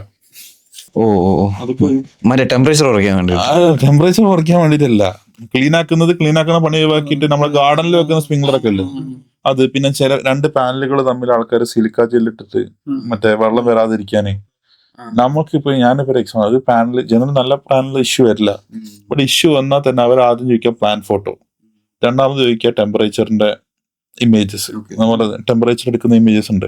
ആ ഇമേജ് എടുക്കുന്ന സമയത്ത് അവര് സെൽസിന് എന്തെങ്കിലും ഇഷ്യൂ ഉണ്ടോന്ന് നോക്കുന്നത്. ഈ സമയത്തൊക്കെ സെൽസ് ഒക്കെ ക്രാക്ക് ആവും. നമ്മൾ ടൈൽ ഇടുന്ന സമയത്ത് ഒരു ടൈലും തമ്മിൽ ഇത്ര ഗ്യാപ്പ് വേണമെന്ന് പറയുന്നത്. എന്നാൽ മാത്രമേ ചിലപ്പോൾ ടൈലിൽ എക്സ്പാൻഷൻ ഉണ്ടാവും, പായുന്നു, അല്ലെങ്കിൽ ടൈല് പൊട്ടി. ഞാൻ എടുത്ത് കണ്ടൊരു ആക്ടറിന്റെ വീട് ടൈലിങ്ങനെ പൊട്ടിയിട്ട് ഫുൾ ഇഷ്യൂ പേര് കാണുന്നില്ല, ജസ്റ്റ് ഒരു ഇഷ്യൂ പറയുന്നത്. ഞാൻ ആ വീഡിയോയിൽ ഞാൻ സൂം ചെയ്ത് നോക്കി. നമ്മൾ ഇൻഫ്രാസ്ട്രക്ചർ കമ്പനി ഉള്ളതുകൊണ്ട് ഞാൻ സൂം ചെയ്ത് നോക്കുമ്പോൾ ടൈലിൽ ഗ്യാപ്പുകൾ ഇല്ല. അതിന്റെ പ്രശ്നം എന്താ വെച്ചാണെങ്കിൽ ഇദ്ദേഹം എടുത്ത വീടിന്റെ ലൊക്കേഷനിൽ വാട്ടർ കണ്ടന്റും ഇതൊക്കെ വരുന്ന വയല് പോലത്തെ സ്ഥലമായിരിക്കാം പണ്ട്. Okay, may be. അപ്പൊ അങ്ങനത്തെ സ്ഥലത്ത് ഇദ്ദേഹം വിത്തൗട്ട് എനി ഗ്യാപ്പ് ഫില്ല് ചെയ്തിട്ട് സാധനം ഇടുമ്പോൾ സമയത്ത് ടൈൽ പണിക്കാരന്റെ കോൺട്രാക്ടർ പാട്ടോ എന്തെങ്കിലും കാര്യമുണ്ടോ? അവരത് പറഞ്ഞു കൊടുക്കേണ്ടിരുന്നു. പക്ഷെ ഒരു ആർക്കിടെക്ചർ ടീം പറയണം നമുക്ക് ഇങ്ങനെ വേണ്ടെന്ന് പറഞ്ഞാൽ എന്ന് അവർക്ക് എന്താ അറിയുപോലും ഉണ്ടാവില്ല. അവസാനം അവരായിരിക്കും അതിന്റെ പൈ ചേരാന്നുള്ളതാണ്. ഇതുപോലെ തന്നെയാണ് പാനലിന്റെ കേസിലും. ഒരു ഓണർ സംബന്ധിച്ചിടത്തോളം അവർക്ക് അത് അറിഞ്ഞോളണമെന്നില്ല. അവര് പറയും എനിക്ക് വെള്ളം വരരുത്, എന്നോട് പറഞ്ഞാൽ ഞാൻ പറയാം അങ്ങനെയാണെങ്കിൽ സോളർ ആക്കേണ്ട, വേറെ എന്തെങ്കിലും ചെയ്തു പറയും. അതാണ് ട്രൂത്ത്. അതാണ്. ഷാദ് ബ്രോന് അറിയാലോ, നമ്മൾ വൈസപ്പ് ആക്ച്വലി നമ്മുടെ ഓഡിയൻസ് എന്ന് പറയുന്ന ഒരു ഓൺട്രപ്രനോറിയൽ മൈൻഡ് സെറ്റ് ഒക്കെ ഉള്ള യങ് ആയിട്ടുള്ള ഒരുപാട് ആളുകളാണ്. അപ്പോൾ അങ്ങനെ ഈ ഒരു പോഡ്കാസ്റ്റ് കാണുന്ന ആളുകൾക്ക് വേണ്ടിയിട്ട് നമ്മളിപ്പോൾ ഈ റിന്യൂവബിൾ എനർജി ഹോളായിട്ട് നോക്കുകയാണെങ്കിൽ ഇപ്പോൾ സോളാറും വിൻഡും ഹൈഡ്രജൻ എല്ലാം ഉൾപ്പെടെ അതിലൊക്കെ ഇനിയുള്ള അല്ലെങ്കിൽ ഇപ്പോൾ ഹാപ്പനിങ് ആയിട്ടുള്ള ബിസിനസ് ഓപ്പർച്യൂണിറ്റീസ് എന്തൊക്കെയായിരിക്കും? അല്ലെങ്കിൽ ഷാദ് ബ്രോ യുവർ സെൽഫ് അടുത്തൊരു ഒരു ബിസിനസ് ഓപ്പർച്യൂണിറ്റി വേണം, ഏത് വേയിലൊക്കെ ആയിരിക്കും പോവുക? എന്റെ എക്സ്പാൻഷൻ ആണോ പറഞ്ഞത്? നിങ്ങളെ എക്സ്പാൻഷൻ എന്നുള്ളതല്ല, അങ്ങനെ ഉണ്ടാവല്ലോ ലൈക്ക്. അതെ, ഞാൻ സോളാറിന്റെ കേസ് പറഞ്ഞിട്ട്, ഇപ്പൊ സോളാർ നിങ്ങൾക്ക് ആർക്കെങ്കിലും തുടങ്ങാൻ താല്പര്യം ഉണ്ടെന്നുണ്ടെങ്കിൽ ഓൾവേസ് വെൽക്കം. നമ്മൾ കാരണം തുടങ്ങിയ ഒരു 10ഓളം കമ്പനീസ് കേരളത്തിൽ മാത്രമുണ്ട്. നമ്മൾ മെറ്റീരിയൽ കൊടുത്ത് ഇന്ന സാധനം കൊടുത്ത് നിങ്ങളിത് ചെയ്തു എന്ന് പറഞ്ഞിട്ട് അങ്ങനത്തെ സ്റ്റാർട്ട് ചെയ്ത കമ്പനി ഉണ്ട്. സ്റ്റാർട്ട് ചെയ്തിട്ട് വേറെ ലെവലിൽ എത്തിയിട്ട് പിന്നെ അതിൻ്റെ അകത്ത് കമ്പനി ഉണ്ട്. But it's part of the job. Okay, അത്രേ ഉള്ളൂ. ബട്ട് വിൻ ആയിട്ട് നമ്മളെപ്പോഴും ഹെൽത്തിയാണ്. കാരണം നമുക്ക് ആരും എല്ലാവരും ഒറ്റയ്ക്ക് വന്നു തന്നെ. ഇപ്പം ഞാനൊരു സോളാർ വെക്കുന്ന സമയത്ത് എനിക്ക് ഫസ്റ്റ് സോളാർ തന്ന ഒരാള് സംബന്ധിച്ചിടത്തോളം അയാൾ എന്നെ കണ്ട് ട്രസ്റ്റ് ചെയ്ത് തന്നിട്ടുണ്ടാവും. അതിലായിരിക്കും കുറ്റമില്ല. ഞാൻ അതിന് എപ്പോഴും അയാൾക്ക് ലോയലാണ്. അദ്ദേഹം ഒരു സോളാർ ഇൻസ്റ്റാളേഷൻ കൂട്ടി വേണമെന്ന് പറഞ്ഞപ്പോൾ എന്നെ കൊണ്ട് കിട്ടുന്ന മാർക്കറ്റിൽ ഏറ്റവും ബെസ്റ്റ് വാല്യൂ ഞാൻ കൊടുക്കാൻ നിൽക്കണം. പറ്റുന്ന ഏറ്റവും ബെസ്റ്റ് വാല്യൂ എന്ന് പറഞ്ഞാൽ അത്രയും ബെസ്റ്റ് വാല്യൂ. സോ അതാണ് എനിക്ക് ആകെ കാണിക്കാൻ പറ്റുന്ന കേസ്. അപ്പോൾ പല ആൾക്കാരും അങ്ങോട്ടും ഇങ്ങോട്ടും ട്രസ്റ്റ് ചെയ്തിട്ടാണ് പല ആൾക്കാരും പലതും ചെയ്യുന്നത്. ബെറ്റർ ആര് വന്നാണെങ്കിലും എല്ലാം എനിക്കൊന്നും ഞാൻ മാത്രമല്ല കേട്ടോ. സോളാർ കമ്പനിയിൽ ഞാൻ നേരത്തെ പറഞ്ഞില്ലേ, അത്യാവശ്യം പഠിച്ച ആൾക്കാർ നടത്തുന്ന സ്ഥാപനങ്ങളാണെന്നുണ്ടെങ്കിൽ ഇതെപ്പോൾ ഒരു വിൻ വിൻ ആയിട്ട് തന്നെ ആയിരിക്കും പോയിട്ടുണ്ടാവുക. അതെല്ലാവരും വെൽക്കായിരിക്കും. കോമ്പറ്റീറ്റർ ഉണ്ടാകുമ്പോൾ മാർക്കറ്റ് സിമ്പിൾ ആവുന്നുള്ളതാണ്. ഇപ്പൊ ഞാൻ പണ്ട് ഫ്രോണീസ് എന്ന് പറഞ്ഞിട്ടുള്ള ഇൻവെർട്ടർ ഇപ്പോഴും ചെയ്യുന്നുണ്ട്. ഇപ്പോഴും ഏറ്റവും നമ്പർ 1 ഇൻവെർട്ടർ വേൾഡിലെ ഫ്രോണീസ് പറഞ്ഞിട്ടുള്ള ഈ ഇൻവെർട്ടർ സെല്ല് ചെയ്യാൻ ഞാൻ ആൾക്കാരെ പഠിപ്പിച്ചുകൊണ്ടിരിക്കുകയായിരുന്നു. ഞാനത് പഠിപ്പിച്ചുകൊണ്ടിരിക്കുന്ന എളുപ്പമാക്കാനാണ് കുറെ സോളാർ കമ്പനി തുടങ്ങിയത്. എന്നിട്ട് നിങ്ങൾ ഇത് സെല്ല് ചെയ്യുന്ന പറയുമ്പോൾ സംബന്ധിച്ചിടത്തോളം അപ്പൊ എല്ലാവരും ഫ്രോണീസ് എന്ന് പറയുമ്പോൾ എന്നെ സംബന്ധിച്ചിടത്തോളം കുറച്ചും കൂടി എളുപ്പമായി പണി. അപ്പൊ അതൊന്ന് അപ്പൊ അങ്ങനെയാണ് നമ്മൾ അവിടുത്തെ ഡീലറൊക്കെ ആവുന്നത്. ₹1 പോലും ഇല്ലാതെ ഡീലർ ആയിക്കൊണ്ടിരിക്കുന്ന കേസ്. അപ്പൊ നമ്മൾ ഇത്ര ഓർഡർ വരുന്നത് ഫസ്റ്റ് 10 ഓർഡർ വരും, പിന്നെ 100 ആവും, പിന്നെ ക്വാണ്ടിറ്റി മാറി 100 ഓർഡർ എന്ന് പറഞ്ഞാലൊക്കെ വാല്യൂ ഭയങ്കരമാണ് കമ്പാരിറ്റീവ്ലി. സോ അത് അങ്ങനെയാണ് ഇത് വന്നിട്ടുള്ളത് എന്നുള്ളതാണ്. അപ്പൊ സോളാർ ആസ് എന്താ പറയുക, സോളാർ ഇൻസ്റ്റാളേഷൻ എന്നുള്ള ലെവലിൽ ഒരു ബിസിനസ് ഓപ്പർച്യൂണിറ്റി ഇപ്പോഴും ഉണ്ട്. ഞാൻ പറഞ്ഞില്ല, ഓൺലി 4% അത്ര സോളാർ ആയിട്ടുള്ളൂ. സോ ബാക്കിയുള്ളതൊക്കെ ചെയ്യാൻ പറ്റും. നിങ്ങൾ ഇപ്പൊ ഇരിക്കുന്ന സ്ഥാപനത്തിന് മുകളിൽ സോളാർ ഇല്ല, ഇവിടുത്തെ കൺസപ്ഷൻ ഇല്ല. So it will be there. എത്ര ആൾ വരുന്നോ അത്ര ആൾക്കാർക്ക് ഓൾവേസ് വെൽക്കം. പിന്നെ വേറെ എന്തൊക്കെയായിരിക്കും കൊളാബറേറ്റ് ചെയ്യാൻ പറ്റണം എന്നുള്ളത്. ഞാൻ നേരത്തെ പറഞ്ഞ ഒരാൾക്ക് ഒറ്റയ്ക്കൊന്നും ചെയ്യാൻ പറ്റില്ല. ഇപ്പോൾ നിങ്ങൾ രണ്ടാളിരിക്കുമ്പോൾ ഒരു മ്യൂച്വൽ അങ്ങോട്ടും ഇങ്ങോട്ടും ഇല്ലേ. ഇതേപോലെ എത്ര വലിയ മെഗാവാട്ട് മുതൽ ചെറിയ കിലോ വാട്ട് വരും സോളാർ ചെയ്യാണ്ടെന്നുണ്ടെങ്കിൽ വേറൊരു കമ്പനി ടൈപ്പ് ആകുമ്പോൾ കിട്ടുന്ന അത്ര ഔട്ട് ഒരിക്കലും ഒറ്റയ്ക്ക് ഇരുന്ന് നിങ്ങൾ ഇത് ഉണ്ടാക്കാൻ നോക്കുമ്പോൾ കിട്ടില്ല. ഞാൻ നേരത്തെ നിങ്ങൾ ഫസ്റ്റിനോട് ചോദിച്ചില്ലേ മെഗാവാട്ട് സ്കെയിലിംഗ് ഞാൻ ചെയ്തിട്ടുണ്ടെന്ന്. Everything is A collaboration. Like ഇതിൽ എഞ്ചിനീയറിംഗ് പാർട്ട് നമ്മളായിരിക്കും, ചിലപ്പം പാനൽ സപ്ലൈ പാർട്ട് വേറെ ആളായിരിക്കും, മനസ്സിലായി, ഇൻസ്റ്റാളേഷൻ വേറെ കമ്പനി ആയിരിക്കും, ബട്ട് ഒരു കമ്പനീന്റെ ഒരാളായിരിക്കും ഇത് ക്ലോസ് ചെയ്തിട്ടുണ്ടാവുക. അപ്പോൾ അങ്ങനെയാണ് ഇതിന്റെ ഒരു ഡീല്. അല്ലാതെ ഒരിക്കലും ഒറ്റയ്ക്ക് ഒരാൾക്കൊന്നും ഞാൻ വിചാരിച്ചൊരു നാളെ ഒരു 10 മെഗാവാട്ടൊന്നും ഒറ്റയ്ക്ക് ചെയ്യാനേ പറ്റില്ല. ഞാനെന്നല്ല, ഈ കേരളത്തിലുള്ള ഒരു കമ്പനിയും ഈവൻ സൗത്ത് ഇന്ത്യയിലുള്ള ഒരു കമ്പനി ഇൻസ്റ്റാളേഷൻ അല്ലാതെ വേറെ എന്തൊക്കെയായിരിക്കും ഓപ്പർച്യൂണിറ്റീസ് ഉണ്ടാവുക? സോളാർ കേസ് മാത്രമാണോ? സോളാറിന്റെ കേസ് മാത്രം പറയാ. ജനറലി ഇപ്പൊ നമ്മള് എഫിഷ്യൻസി മാറിക്കൊണ്ടിരിക്കുക. ഇന്നോവേറ്റീവ് ആയിട്ടുള്ള പ്രൊഡക്ട്സ് ഉണ്ടാക്കാൻ പറ്റുന്നുണ്ടെങ്കിൽ, നിങ്ങളൊരു എഞ്ചിനീയറിംഗ് ടീം ആണെന്നുണ്ടെങ്കിൽ, ഇപ്പം നമ്പർ 1 ആയിട്ട് ഇൻവെർട്ടറൊക്കെ സെല് ചെയ്തുകൊണ്ടിരുന്ന ആൾക്കാരൊക്കെ സ്വന്തമായിട്ട് ഇൻവെർട്ടേഴ്സ് ഉണ്ടാക്കിക്കൊണ്ടിരിക്കുക.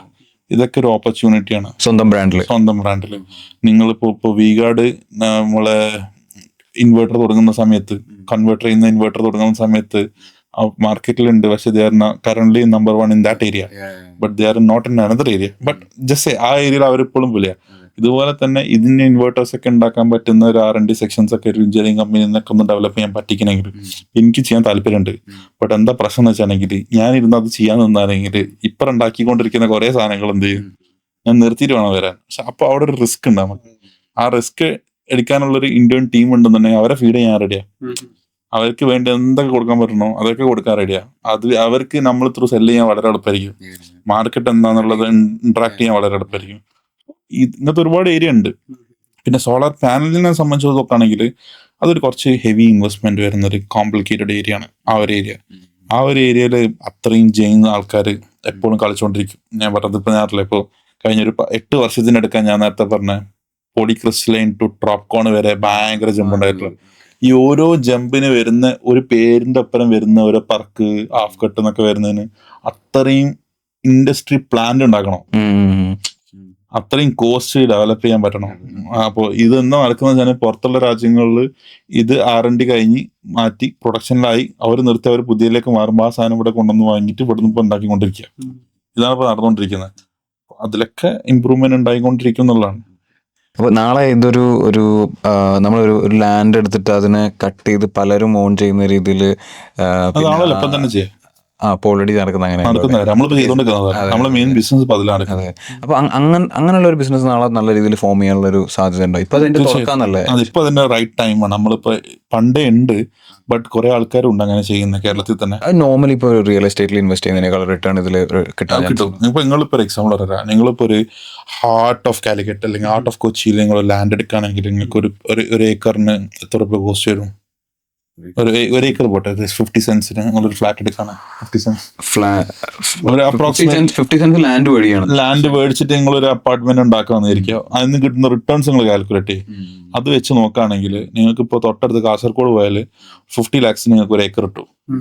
ജസ്റ്റ് അത് ആർക്കും ഉപയോഗമില്ലാത്ത സ്ഥലം മതി നമുക്ക് ആർക്കും ഉപയോഗമുള്ള സ്ഥലം വേണ്ട. അങ്ങനത്തെ സ്ഥലം നമ്മൾ എടുത്തിട്ട് അതിൽ എനർജി ജനറേറ്റ് ചെയ്തിട്ട് തൊട്ട് അടുത്തുള്ള സബ്സ്റ്റേഷനിൽ കൊടുക്കാൻ പറ്റിയെങ്കിൽ ഒന്ന് ലാൻഡിന് വാല്യൂ തീരെ കുറവാ, ആർക്കും വേണ്ടാത്ത ലാൻഡായിരുന്നു. ഇതിന് നമ്മളൊരു എനർജി ക്രിയേറ്റ് ചെയ്തുകൊണ്ടിരിക്കുക.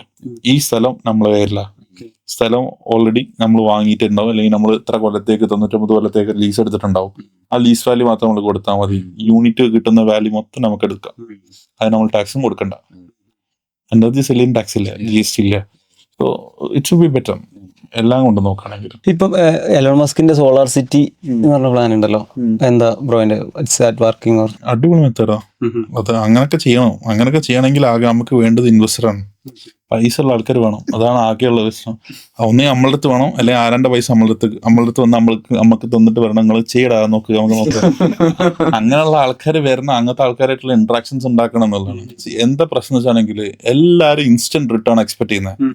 എല്ലാവർക്കും ഞാൻ 1 ലക്ഷം ഉൾപ്പെട്ട് എനിക്ക് എന്ത് കിട്ടും ചോദ്യം ഫസ്റ്റ്. അപ്പോൾ താല്പര്യമില്ല. കാരണം അതല്ല അതിൻ്റെ ഒരു വേ.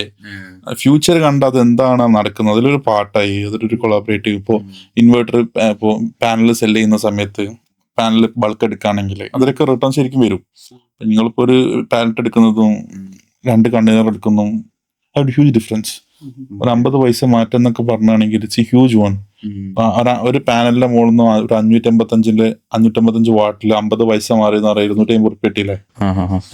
അങ്ങനത്തെ ഒരു പാലറ്റ് എന്ന് പറഞ്ഞാൽ 30 പീസ് കൂട്ടാ 250 × 30 ഒരു പാലറ്റിന്റെ മുകളിൽ. സോ ഒരു 60 പാലറ്റ് എടുക്കുകയാണെങ്കിൽ ഭയങ്കര ഡിഫറൻസ് വന്നു. സോ ഇതാണ് മാറ്റം. സോ നമ്മളടുത്ത് സാധനം ഉണ്ടാവുന്ന സമയത്ത് നമുക്ക് എന്ത് ചെയ്യാം, പോയി പിച്ച് ചെയ്തിട്ട് നാളെ രാവിലെ സാധനം വർക്ക് കൊണ്ടുവരാറ്. ഇതൊക്കെയാണ് പൈസ എന്നുള്ള സാധനം ഇങ്ങനെ വരണം, ഇങ്ങനെ ഒരു പാട്ടാവണം. അതാണ് ഇതിന്റെ ഈ സോളാർ ബിസിനസ്സിൽ എസ്പെഷ്യലി. നിങ്ങളിപ്പോ പൈസ ഉള്ള ആൾക്കാരെ സോളർ ചെയ്തിട്ട് കാര്യമുള്ളൂ സത്യത്തിൽ പറയുകയാണെങ്കിൽ. കൺസെപ്ഷൻ ഉള്ള ആൾക്കാർ ഇതും ഒരു റിച്ച് ബിസിനസ് ആണ്. മീൻസ് കൂടുതൽ ഇൻവെസ്റ്റ് ചെയ്തിട്ട് റിട്ടേൺ എടുക്കുന്ന രീതിയിലുള്ള ഒരു ബിസിനസ് ആണ്. അതെ കാരണം ഇതൊക്കെ നമ്മളെ കയ്യിലുണ്ടാവണം. പൈസ കൊടുത്തിട്ട് ഈ സാധനം കിട്ടും. എലിസ്റ്റോനെ സംബന്ധിച്ചിടത്തോളം എലിസ്റ്റോയില് സ്റ്റോക്ക് മെറ്റീരിയൽ ഉണ്ട്, സാധനം ഉണ്ട്, സെല് ചെയ്യുന്നുണ്ട്. ഇതല്ലാതെ നമ്മൾ ഇതുപോലത്തെ ആൾക്കാർക്ക് വേണ്ടിയിട്ട് ഇൻവെസ്റ്ററെ കൊണ്ടുവന്ന് ലാൻഡ് എടുത്ത് അവർക്ക് ചെയ്തു കൊടുക്കുന്നുണ്ട്. അതിൻ്റെ ഒരു value per month every day ഇത്ര യൂണിറ്റിന് ഇത്ര റുപ്യ എന്ന് വെച്ചാൽ നമുക്ക് വരുന്നുണ്ടാവും. ഇതൊക്കെയാണ് നമ്മളിപ്പോൾ ഉണ്ടായിക്കൊണ്ടിരിക്കുന്നത്. ഇതിൽ ട്രസ്റ്റബിൾ ആയിട്ട് ഹ്യൂജ് ഇൻവെസ്റ്റ്മെന്റ് നടത്താൻ പറ്റണം. ഇപ്പൊ നിങ്ങളിപ്പോൾ എലോൺ മസ്കിന്റെ കേസ് പറഞ്ഞു, they need to connect with huge peoples and they are ready to pay. അതുള്ളപ്പോഴാണ് ഒരു കമ്പനി ആക്കുക, അവരും കൂട്ടി രജിസ്റ്റർ ചെയ്ത് കമ്പനി ആക്കുക. അത്രയും എമൗണ്ട് ഉണ്ട് എന്നുള്ളതാണ്. അതൊക്കെ ഇറ്റ്സ് എ വാല്യബിൾ ബിസിനസ്. ഇതൊരിക്കലും നമുക്ക് 1 ലക്ഷത്തിന് കണക്ക് കൂട്ടാനില്ല, 10 ലക്ഷത്തിന് കൂട്ടാൻ മിനിമം തുടങ്ങണമെങ്കിൽ തന്നെ 3.5 കോടി വേണം. അതെ 3.5 കോടി വേണം ഒരു മെഗാവാട്ട് എന്ന് പറയുകയാണെങ്കിൽ. ഇപ്പൊ കേരളത്തിലുള്ള ഒരു സ്ഥാപനത്തിന് മിനിമം ഒരു ഹെവി സൂപ്പർ മാർക്കറ്റിന്റെ ഒരു ഹോസ്പിറ്റലിന് പറയുകയാണെങ്കിൽ 5 മെഗാവാട്ട്സ് മിനിമം റിക്വയർമെന്റ് ഉണ്ടാവും. അപ്പോൾ 18-20 CR is the investment is coming without land. Then land will be അടുത്ത 25 കൊല്ലത്തേക്ക് ഫിക്സഡ് റിട്ടേൺ ആണ്. ലൈക്ക് നമുക്ക് നോക്കുകയാണെന്നുണ്ടെങ്കിൽ നിങ്ങൾക്ക് ഒരു കമ്പനി ഉണ്ട്, ആ കമ്പനിയാണ് ഇത് ഇൻവെസ്റ്റ് ചെയ്യുന്നുണ്ടെങ്കിൽ അതിനെക്കാട്ടി ലാഭം. ഇപ്പൊ ടാറ്റക്ക് ഇപ്പൊ എന്തിനാ കേരളത്തിൽ കാസർഗോഡ് ഒന്നും ചെയ്തിട്ടുള്ളൂ വെച്ചാണെങ്കിൽ ഹ്യൂജ് ബെനിഫിറ്റ്. ആ ഇൻവെസ്റ്റ് ഇപ്പം ഇതൊരു ജസ്റ്റ് ഗൂഗിൾ ചെയ്ത് നോക്കുക. അല്ല, ടാറ്റ ഇപ്പൊ അവരുടെ കൺസെപ്ഷൻസ് ടാലി ആക്കാൻ വേണ്ടിയിട്ടാണ്. അല്ല, ടാറ്റ സ്വന്തം പൈസക്ക് സാധനം ഇൻവെസ്റ്റ് ചെയ്തിട്ട് KCB കൊടുക്കുമ്പോൾ ഈ ഇൻവെസ്റ്റ് ചെയ്തതിന്റെ ഡിപ്രിസിയേഷൻ അവർക്ക് എടുക്കാം. മനസ്സിലായി. സോ അതുമല്ല, ഈ പൈസ നമ്മൾ ഇൻവെസ്റ്റ് ചെയ്ത് കഴിഞ്ഞാൽ പിന്നെ യൂണിറ്റ് എത്ര വെച്ച് കിട്ടിക്കൊണ്ട് നിൽക്കും. 25 കൊല്ലം ഫിക്സ്ഡ് ആയിട്ട്. ബാങ്കിൽ പൈസ കാട്ടി ലാഭല്ലേ ആലോചിച്ച്. ബെനിഫിറ്റ്സ് അങ്ങനെ ഞാൻ പറഞ്ഞ പൈസ ഉള്ള ആൾക്കാർ അങ്ങനെയാണ് ചെയ്യുന്നത്. ഇപ്പോൾ ഞാൻ ഈ അടുത്ത് റീസെന്റ് തൊട്ടടുത്ത് നമ്മളെ കാലിക്കറ്റിൽ തന്നെ ഒരു ഡോക്ടറെ വീട്ടിൽ പോയി. മൂപ്പര് ഒരു സ്ഥലം എടുത്ത് വീടുണ്ടാക്കി. ഇങ്ങനെ 5 floors ആണ്. ഫസ്റ്റ് ഫ്ലോർ മൂപ്പര് എന്താക്കിന് ഡേ റെന്റിന് കൊടുക്കാൻ വേണ്ടി ലക്ഷറി അപ്പാർട്ട്മെന്റ് ഉണ്ടാക്കി. 8 മുകളിൽ മൂപ്പര് താമസിക്കുന്നു. ബ്രില്യൻ ഐഡിയ ആണ്. കാരണം ഇയാൾക്ക് ഉള്ള വരുമാനം മൊത്തം എന്ന് കിട്ടും. നമ്മളാണെങ്കിൽ 4 സ്ഥലം എടുത്ത് വലിയൊരു വീടെടുത്ത് 2 കാർ പാർക്ക് ചെയ്ത് ആലോചിച്ചോക്ക്. അദ്ദേഹത്തിന് എന്തൊക്കെ ഉണ്ടാക്കാം. ആ ലക്ഷറി അപ്പാർട്ട്മെന്റ്സിൽ ക്ലീനിങ്ങിന് സ്റ്റാഫ് വേണം ഡെയിലി. അവരുടെ ഡെയിലി റെന്റ് കൊടുക്കുക, നമ്മളെ ഈ ബുക്കിംഗ് പോലത്തെ ആപ്പിൽ ഇട്ടിട്ട്. സോ അവർക്ക് വേണ്ട വീട്ടിൽ ഫുഡ് ഉണ്ടാക്കുന്ന ആൾക്കാർ വരെ ഫ്രീ ആയിട്ട് എന്ത് നിന്ന് വരുന്നു. ക്ലീൻ ആക്കുമ്പോ എന്റെ കൂടെ ക്ലീൻ ആക്കാൻ ഒരു ചെലവില്ല. Recurring zero. പൈസ ഉള്ള ആൾക്കാർ എങ്ങനെയാണ് റിക്കറിങ് സീറോ എന്നുള്ള വാല്യൂയിലാണ് പോകുന്നത്. നമ്മളെന്താ ചെയ്യാൻ ഉദ്ദേശിക്കുന്നത് റിക്കറിങ് എങ്ങനെ കൂട്ടുന്നു എന്നുള്ളതാണ്. 10 റുപ്യ മാസം സാലറി വരുന്ന സമയത്ത് ആ 10 റുപ്യ എങ്ങനെ ചെയ്ത് തീർത്തിട്ട് സീറോ ബാലൻസിലാക്കി ആൾക്കാരോട് 100 റുപ്യ കൂടെ വാങ്ങി പോക്കറ്റിലിടുന്ന നമ്മൾ സത്യല്ലേ, അതാണ് ട്രൂത്ത്. അതുകൊണ്ടാണ് റിച്ച് ആയ ആൾക്കാർ വീണ്ടും വീണ്ടും റിച്ച് ആവുന്നത്. പൈസ ഇല്ലാത്തവന് വീണ്ടും വീണ്ടും പൈസ ഇല്ലാത്ത ആൾ തന്നെയാണ് പോകുന്നത്. ഇപ്പൊ നിങ്ങളിപ്പോ ഞാൻ വേറെ പല കമ്പനി നടത്തുന്നുണ്ട്. ഏറ്റവും നല്ല ക്രാഫ്റ്റ്മാൻസ് ഉണ്ട്. ഇപ്പോ ഈ സ്ട്രക്ചർ അല്ലെങ്കിൽ ഇങ്ങനത്തെ ചെയ്യുന്ന 7 ദിവസം പണിയെടുത്തിക്കണമെങ്കിൽ എനിക്ക് വണ്ടർ വാല്യൂ കിട്ടും. 7 ദിവസം പണിയെടുക്കുന്നില്ല. 2 ദിവസം കഴിഞ്ഞാൽ പൈസ വാങ്ങുക, എന്തെങ്കിലും ചെയ്യുക, 2 ദിവസം ലീവ് എടുക്കുക, പിന്നെ ആ തീർന്ന തിരിച്ചു വരാം. ശരിയാണ്. ഓക്കെ, അങ്ങനെ എടുത്താൽ നമുക്ക് അടുത്ത ആളുണ്ട്. നമുക്ക് വേറെ ഓപ്ഷൻ ഇല്ല. ഇത് ഫസ്റ്റ് നമ്മൾ പറഞ്ഞ് നന്നാക്കാൻ നോക്കിണ്ടായിരുന്നു. അതൊക്കെ വേസ്റ്റാ. അതൊക്കെ നമ്മളെ തലയിലാവും. റിസ്ക് ഇപ്പം നിർത്തി. ഓക്കെ, ശരി. Elisto as a company, as a conglomerate of many companies, what are your future plans? 3 companies generally. ഒന്ന് സോഫ്റ്റ്വെയർ ബിസിനസ് ഉണ്ട്, ഒന്ന് ഇൻഫ്രാസ്ട്രക്ചർ ബിസിനസ് ഉണ്ട്, റിന്യൂവബിൾ എനർജി ബിസിനസ് ഉണ്ട്. ഇൻഫ്രാസ്ട്രക്ചർ ബിസിനസ്സിൽ നമ്മൾ ചെയ്തുകൊണ്ടിരിക്കുന്നത് ഇപ്പം ടാറ്റ ലെക്സി, അതുപോലെ തന്നെ ഇന്റൽ മണി, ഇങ്ങനത്തെ ബ്രാൻഡിന് നമ്മൾ എന്ത് ചെയ്യുന്ന ഹെഡ്, ഇപ്പൊ PK steels Calicut, Calicut based brand, അവർക്ക് കോയമ്പത്തൂർ ഹെഡ് ഓഫീസ് ക്രിയേറ്റ് ചെയ്ത് കൊടുക്കുക. ഇപ്പോൾ അത് നിങ്ങൾ ഒരു കൺസ്ട്രക്ഷന്റെ ഈ സ്റ്റീൽ കൺസ്ട്രക്ഷൻ ചെയ്യുന്ന ഒരു നമുക്ക് സ്റ്റീൽ ഉണ്ട്. അങ്ങനെ നമുക്ക് ഒരിക്കലും പ്രെഡിക്റ്റ് ചെയ്യാൻ പറ്റില്ല. നമ്മൾ ഇൻഫ്രാസ്ട്രക്ചർ ഡെവലപ്പ് ചെയ്യാന്ന് പറയുകയാണെങ്കിൽ സ്റ്റീൽ വരും, കോൺക്രീറ്റ് വരും, ഇന്റീരിയർ വരും, എവറിഥിങ് വിൽക്കാം. സോ ടേണിംഗ് ആയിട്ട് ഒരു പ്രൊജക്ട് ഇത്ര വാല്യൂന് ക്ലോസ് ചെയ്യുക, അത് ക്ലോസ് ചെയ്ത സാധനം തീർത്തു കൊടുക്കുക. ബട്ട് കേരളത്തില് പുറത്തും ഞാൻ എടുക്കുന്നുണ്ട്, കേരളത്തിൽ ഭയങ്കര ചേഞ്ചസാ. ഇപ്പോ അവരെ വേറെ ആള് വന്നിട്ട് അളയും വന്നിട്ട് പറയും ഇതിന്റെ കളർ മാറ്റണം എന്ന്. ഇതൊക്കെ നമുക്ക് ടൈം ലാഗുമാണ്, വാല്യൂ ഡിഫറൻസ്. ഞാൻ നേരത്തെ പറഞ്ഞില്ല, കേരളത്തിൽ നിങ്ങൾ ഏത് റൂഫ് ടോപ്പ് ആക്കിയാലും ഇങ്ങനെ കൂട്ടി എടുത്തിട്ടുണ്ടാവും എന്തെങ്കിലുമൊക്കെ ആയിട്ട്. ഇത് വലിയൊരു സ്ഥാപനത്തിൽ വരെ. ബട്ട് വേറെ ഉള്ളൊരു ഇപ്പൊ നിങ്ങൾ പുറത്ത് പോയിട്ട് നിങ്ങളൊരു സ്ഥാപനത്തിന്റെ റൂമുകളിൽ കയറി കഴിഞ്ഞാൽ ആ എടുത്തതിനൊരു വാലിഡ് റീസൺ ഉണ്ടാവും. അല്ലാതെ ആളെടുക്കൂല. അല്ലെങ്കിൽ ഒരു സെക്യൂരിറ്റി പറഞ്ഞതിനെ കൊണ്ടോ അവിടുത്തെ ഒരു മാനേജർ പറഞ്ഞതിനെ കൊണ്ടൊന്നും എടുക്കില്ല. അത് എടുക്കുകയാണെങ്കിൽ അതൊരു പ്രോപ്പർ എടുക്കലായിരിക്കും. ഇവിടെ ആണെങ്കിൽ അത് തട്ടിക്കൂട്ടി അവിടെ ഇങ്ങനെ സീറ്റിട്ട ആള് ഇവിടെ എന്ത് ചെയ്ത ആളെന്ന് പറഞ്ഞിട്ട് ഇങ്ങനെ മാറി ഇങ്ങനെ പോയിട്ടുണ്ടാവും. പക്ഷെ അതിൽ റിട്ടേൺസ് വെച്ച് നോക്കിയാൽ അവർക്ക് നഷ്ടമായിരിക്കും എങ്ങനെ നോക്കുകയാണെങ്കിൽ. അതേപോലെ തന്നെയാണ് ഇപ്പോൾ ഇൻഫ്രാസ്ട്രക്ചർ ഏരിയയിൽ കേരളത്തിൽ വർക്ക് എടുക്കുന്ന സമയത്ത് എപ്പോഴും പല ആൾക്കാരുടെ അഭിപ്രായം കാരണം ടൈം ലാഗ് വരും. അപ്പൊ പേയ്മെന്റ് ബ്ലോക്ക് ആവും, ഇഷ്യൂസ് ഉണ്ടായിക്കൊണ്ടുണ്ടാവും. ആ ഇഷ്യൂസ് ക്ലിയർ ചെയ്യാൻ വേണ്ടിയിട്ട് നമ്മളെ ലൈഫ് നമ്മൾ സ്പെയർ ചെയ്യേണ്ടി വരും. സോ അത് നല്ല ബന്ധങ്ങളെ നമ്മൾ നശിപ്പിക്കും. വൃത്തിക്കുണ്ട് ലോക്ക് ചെയ്ത സിസ്റ്റം മാത്രം തൊടാം, എല്ലാം എന്നുണ്ടെങ്കിൽ എണീച്ച് വരാം. അതാണ് ഇപ്പോഴത്തെ പ്ലാൻ. അനുഭവത്തിൽ നിന്ന് മനസ്സിലാക്കാണ്. ഒരു ഇപ്പോൾ software business, infra and renewable. So അടുത്തൊരു 5 years കൊണ്ട് എങ്ങനെയാണ് നിങ്ങളുടെ ഒരു നമ്മൾ ഇപ്പൊ ഭയങ്കര നമ്മളൊരു എക്സ്പാൻഡഡ് ടീമാ. അതിന് നമ്മളൊന്ന് കോറാക്കി everything come to third party. നിങ്ങളുടെ ബേസ് കാലിക്കറ്റിലുണ്ട്, ദുബായിലുണ്ട്, ബാക്കിയുള്ള എല്ലാ സ്ഥലത്തും നമ്മൾ ആൾക്കാരായിട്ട് ഉണ്ടാവും. ഇപ്പൊ ഞാൻ ആഴ്ചയിൽ 3 ദിവസം കൊച്ചിയിൽ എന്തായാലും കാണാം. ഓക്കെ, ജസ്റ്റ് അപ്പൊ അതുപോലെയാണ് നമ്മളെ റൂട്ടീൻ ഉണ്ടാവുക. അപ്പോൾ ആൾക്കാർ അതാത് ഏരിയയിൽ ഓഫീസ് ഇല്ലെങ്കിൽ കൂടി ആൾക്കാരുണ്ട്. പണ്ട് നമ്മൾ ഓഫീസും ചെയ്തിരുന്നു. അതിപ്പോ തമിഴ്നാട് ധർമ്മപുരിയിലെ ഓഫീസ് തുടങ്ങിയിരുന്നു. അതൊക്കെ നമ്മൾ മാറ്റി. കാരണം ഇതൊക്കെ എന്താ പറയുക ഭയങ്കര പ്രശ്നമാണ്. ഓനെ നോക്കാൻ 4 ആള്, അതിന് ക്യാമറ, അതിന്റെ വേറെ ഓപ്പറേഷൻ മാനേജർ, ഓനക്ക് ചായക്ക് വേറെ പൈസ, ഓൻ 5ന്റെ അടുത്ത് ഓട്ടി വേറെ. എന്തിനാ വെറുതെ ഒരാളെ നിർത്താ, പരിപാടി നോക്കുക, ഓനവിടെ സെയിൽസ് വർക്ക് ചെയ്യുന്ന സമയത്ത് സ്മൂത്ത്ലി അവിടെ ക്ലോസ് ആയിട്ടുണ്ട്. ഒരു റണ്ണിങ് ടീമിനെ ഉണ്ടാക്കുക, ആ ടീമിനെ അവിടെ നിൽക്കാൻ വേണ്ടിയിട്ടുള്ള ഒരു ഏരിയ ടെമ്പററി ആയിട്ട് കാണാം, ആ വർക്ക് അടിച്ച് തീർത്തൊടുക്കുക, വരാം. സോ നമ്മൾ സ്റ്റാർട്ടിങ്ങിൽ തന്നെ ഷാദ് ബ്രോ പറഞ്ഞിട്ടുണ്ടായിരുന്നു കൺവെൻഷണൽ ബിസിനസ് ചെയ്യണമെന്ന് ആദ്യമേ ആഗ്രഹം ഉണ്ടായിരുന്നു. ഞാൻ കുറെ കൺവെൻഷണൽ ബിസിനസിന്റെ ആളാ. വസീം അങ്ങനത്തെ ബിസിനസിന്റെ ആളാ. പക്ഷെ എന്താ വെച്ചാണെങ്കിൽ നമ്മൾ എന്തുകൊണ്ട് ഇപ്പൊ സോഫ്റ്റ്വെയർ ഒന്നും ഇതിലേക്കൊക്കെ ഇറങ്ങിയെന്ന് വെച്ചാണെങ്കിൽ കുറെ ആൾക്കാരെ പരിചയപ്പെടണമെങ്കിൽ ഇതിലേക്ക് പോകണം. ഇപ്പൊ നിങ്ങളൊരു ഇൻഫ്രാസ്ട്രക്ചർ ബിസിനസ് നടത്താണെന്നുണ്ടെങ്കിൽ you are directly connect to all the company owners. കാരണം അവരെ ടേസ്റ്റിലായിരിക്കും അവരുടെ ടേസ്റ്റ് ബഡ്സിന് ഇക്വാലിലായിരിക്കും നിങ്ങൾ കൊടുക്കുന്ന സാധനം. അതെല്ലാം തന്നെ അവിടെ ഡിസ്പ്യൂട്ടാ. സോ അവരായിട്ട് നമ്മൾ ഡയറക്റ്റ് ഇന്ററാക്ഷൻ ചെയ്യാൻ പറ്റും. ഇപ്പൊ അത്യാവശ്യം കേരളത്തിൽ കുറെ ആൾക്കാർക്ക് ഇതേപോലെ ഇന്ററാക്ട് ചെയ്യാന്നല്ല സെയിം ഇവിടെ സെയിം. ഇപ്പൊ ഞാനടക്കം ഇപ്പൊ വന്നിരിക്കുന്ന ഓരോ ആൾക്കാർ ഓരോ സാധനങ്ങൾ ചെയ്ത ആൾക്കാരായിരിക്കും. നിങ്ങൾക്ക് ഫ്രീ ആയിട്ട് നിങ്ങൾക്ക് എന്ത് ചെയ്യാൻ പറ്റും, ഈ ആൾക്കാരായിട്ട് ഇന്ററാക്ഷൻസ് ഉണ്ടാക്കാൻ പറ്റും, അവരായിട്ട് കമ്മ്യൂണിക്കേറ്റ് ചെയ്യാൻ പറ്റും. നിങ്ങൾ കേരളത്തിലല്ല എവിടെ പോയാലും നിങ്ങളെ ഏകദേശം തിരിച്ചറിയാവുന്ന രൂപത്തിലേക്ക് നിങ്ങളായി മാറും. മോർ കണക്ഷൻസ് ഉണ്ടാക്കണമെങ്കിൽ നമ്മൾ അങ്ങനത്തെ ബിസിനസ്സിലേക്ക് ഫോക്കസ് ചെയ്യുക. നമ്മൾ അന്ന് തുടങ്ങുന്ന സമയത്ത് ഈ വീഡിയോ പരിപാടി തന്നെ നമ്മളതിൽ തുടങ്ങിയിട്ടുണ്ടാവും. അല്ല, മറ്റേ തേർഡ് പാർട്ടി എന്ന് പറഞ്ഞത് ശരിക്കും ഡിജിറ്റൽ മാർക്കറ്റിംഗ് സാധനങ്ങളൊക്കെ ഉണ്ടെങ്കിൽ നമുക്ക് സുഖമായിട്ട് നിങ്ങൾക്ക് തരാമല്ലോ. തീർച്ചയായിട്ടും. ഷാദ് ബ്രോ നേരത്തെ പറഞ്ഞിട്ടുണ്ടായിരുന്നു, ഞാൻ 8 വർഷമായിട്ട് ഇപ്പം എലിസ്റ്റോ തുടങ്ങിയിട്ട് ഇപ്പോൾ ഏകദേശം 8 yearsോളമായി. ഇപ്പം എത്രത്തോളം ഡിഫറെൻറ്റ് വേർട്ടിക്കൽസിൽ ബിസിനസ് നടത്തുന്നത്. വാട്ട് യു സാക്രിഫൈസ് എന്ന് പറഞ്ഞാൽ ഈ ഒരു ആ ചോദ്യത്തിനൊന്നും അർത്ഥമില്ല. കാരണം എന്താ വെച്ചാണെങ്കിൽ daily every routine, every sleep, every moment part of it, അതൊക്കെ നമ്മൾ നോക്കി നിർന്നാണെങ്കിൽ സാക്രിഫൈസ് എന്നൊക്കെ പറഞ്ഞാണെങ്കിൽ പ്രശ്ന അല്ലെ. നമ്മളൊരു കമ്പനി തുടങ്ങുന്നത് നമ്മൾ രാവിലെ ചിലപ്പോൾ ഉറക്കില്ല, ഫുഡില്ല, നമ്മൾ ഇതിലൊക്കെ നമ്മൾ സാക്രിഫൈസ് എന്നൊക്കെ നമ്മൾ ചിന്തിക്കുന്ന തന്നെ പ്രശ്നമാണ്. അതൊരു എൻജോയ് റൂട്ടീനാണ് എന്നെ സംബന്ധിച്ചിടത്തോളം. Precisely I can say sacrifice ആണോ എന്ന് വെച്ചാണെങ്കിൽ വേറൊരാളെ പോയിന്റ് ഓഫ് വ്യൂല് നോക്കുകയാണെങ്കിൽ മേ ബി സാക്രിഫൈസ്. എന്റെ പോയിന്റ് ഓഫ് വ്യൂല് ഐ എൻജോയിങ് മൈ ലൈഫ്. പല ആൾക്കാരെ മീറ്റ് ചെയ്യുന്നു, ആ മീറ്റ് ചെയ്യുന്ന ഓരോ ടൈം സ്പാൻ എനിക്ക് ഭയങ്കര വാല്യുബിളാണ്. ഞാൻ കേരളത്തിലുള്ള അധിക മുതലാളിമാർ ഒപ്പം ഇരുന്നിക്കണ്, എന്റെ കാറിൽ അവർ കയറി നിൽക്കണ്, അവരുടെ കാറിൽ ഞാൻ പോയി ഇരുന്നിക്കണ്, ഒരുപാട് യാത്ര ചെയ്തിക്കണ്, ലൈക്ക് നമ്മൾ ഇന്ററാക്ട് ചെയ്തിരിക്കണം. ചില ആൾക്കാർ നമ്മൾ വെൽക്കം ചെയ്തിട്ടില്ല, ബട്ട് പല ആൾക്കാർ പരിചയപ്പെട്ട ആൾക്കാരായിരിക്കും. ലിസ്റ്റോ എന്ന് പറഞ്ഞ കമ്പനിയുടെ അടുത്ത് നിന്ന ആളാണല്ലേ, അത് ഞാൻ കുറെ കാണുന്നത്.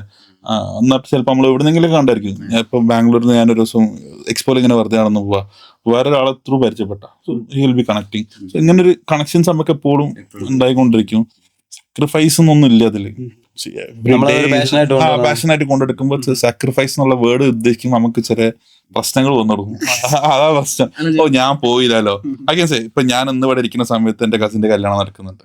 ജസ്റ്റ് ഓപ്പൺലി സേ ഞാൻ ഇപ്പൊ ഞാനിത് കഴിഞ്ഞിട്ട് അവിടെ ആ ഹോളിലേക്ക് പോകണം.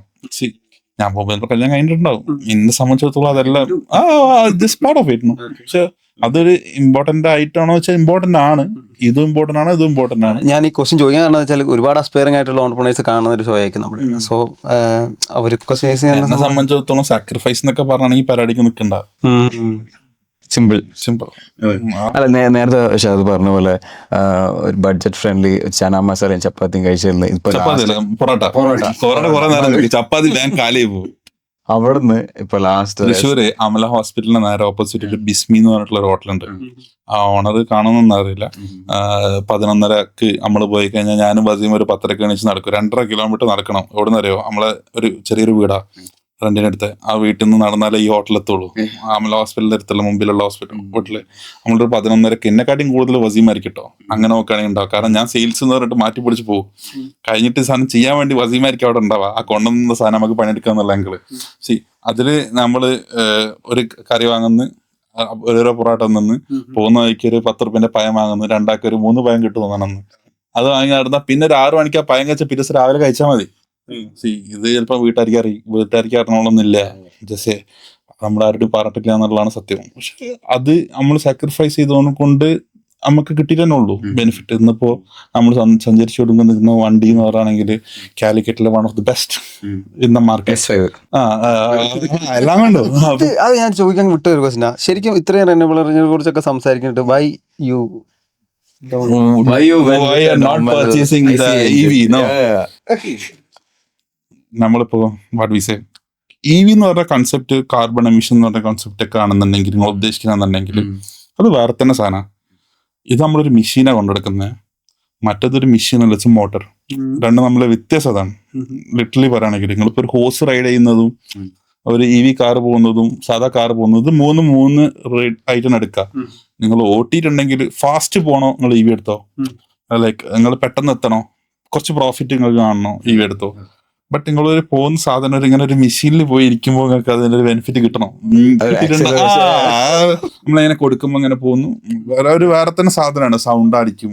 ലൈക്ക് അതൊരു പാഷനാണ്. അല്ലെങ്കിൽ നമ്മൾ ചെറുപ്പത്തിൽ കണ്ട TV ഞാൻ പണ്ട് ഇങ്ങനെ ഈ പല കാറിന്റെ വീഡിയോ ഇട്ടിട്ടാണ് ഓഫീസിൽ ഇരിക്കുക. ജസ്റ്റ് അതൊക്കെ നമുക്ക് ഓരോ ചിലപ്പോ ഓരോ കേറിയിട്ടുണ്ടാവും മേ ബി. അതൊക്കെയാണ്. അപ്പൊ ചിലപ്പോ ഇപ്പോഴത്തെ കുട്ടികൾക്ക് ചിലപ്പോ നേരെ EVയിലൊക്കെ ആയിരിക്കും പോവാ may be Kerala. So from chana masala paporota to S5, how life has changed? Almost same.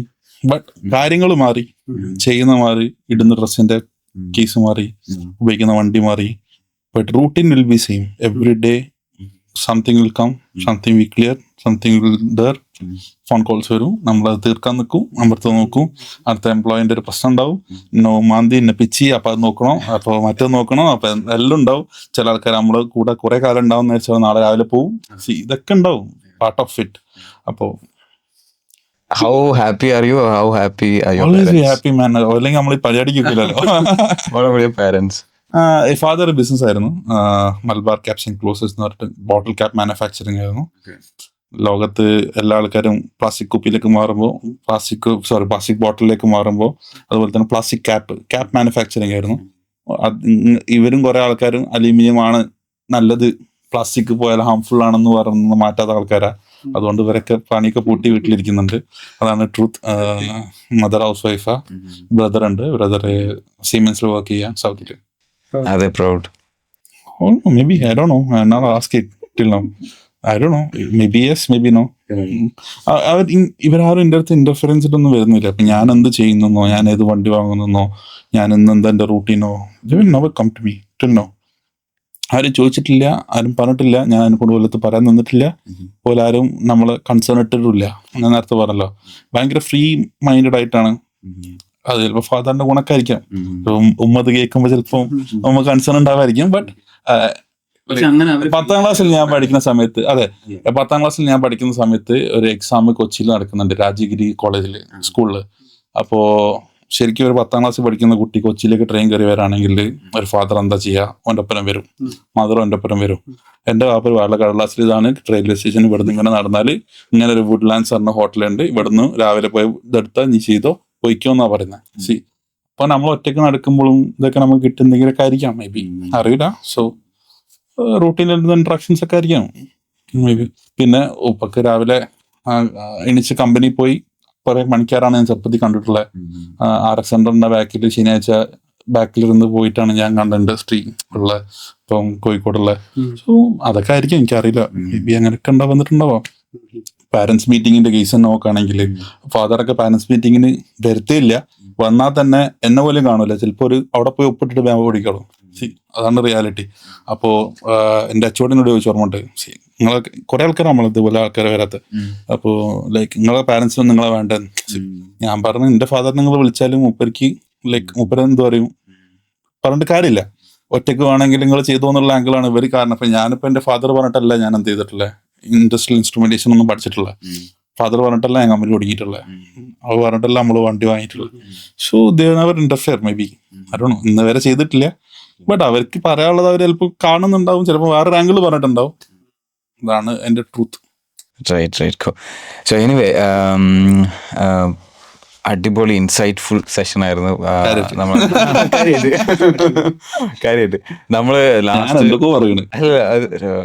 പറഞ്ഞെല്ലാം കാര്യങ്ങളാണ്. ലാസ്റ്റ് ഇപ്പോൾ വസീമിന്റെ പോഡ്കാസ്റ്റിലുള്ള സമയത്ത് നമ്മൾ സംസാരിച്ചിട്ടുണ്ടായിരുന്നു, അടുത്ത് നമുക്ക് ഷാഹിദിന്റെ കൂടെ എന്താണ് ചെയ്യണം. അപ്പോൾ it was totally worth it. Thank you so much for your time. We had A wonderful time. Thank you. Show. മോനെ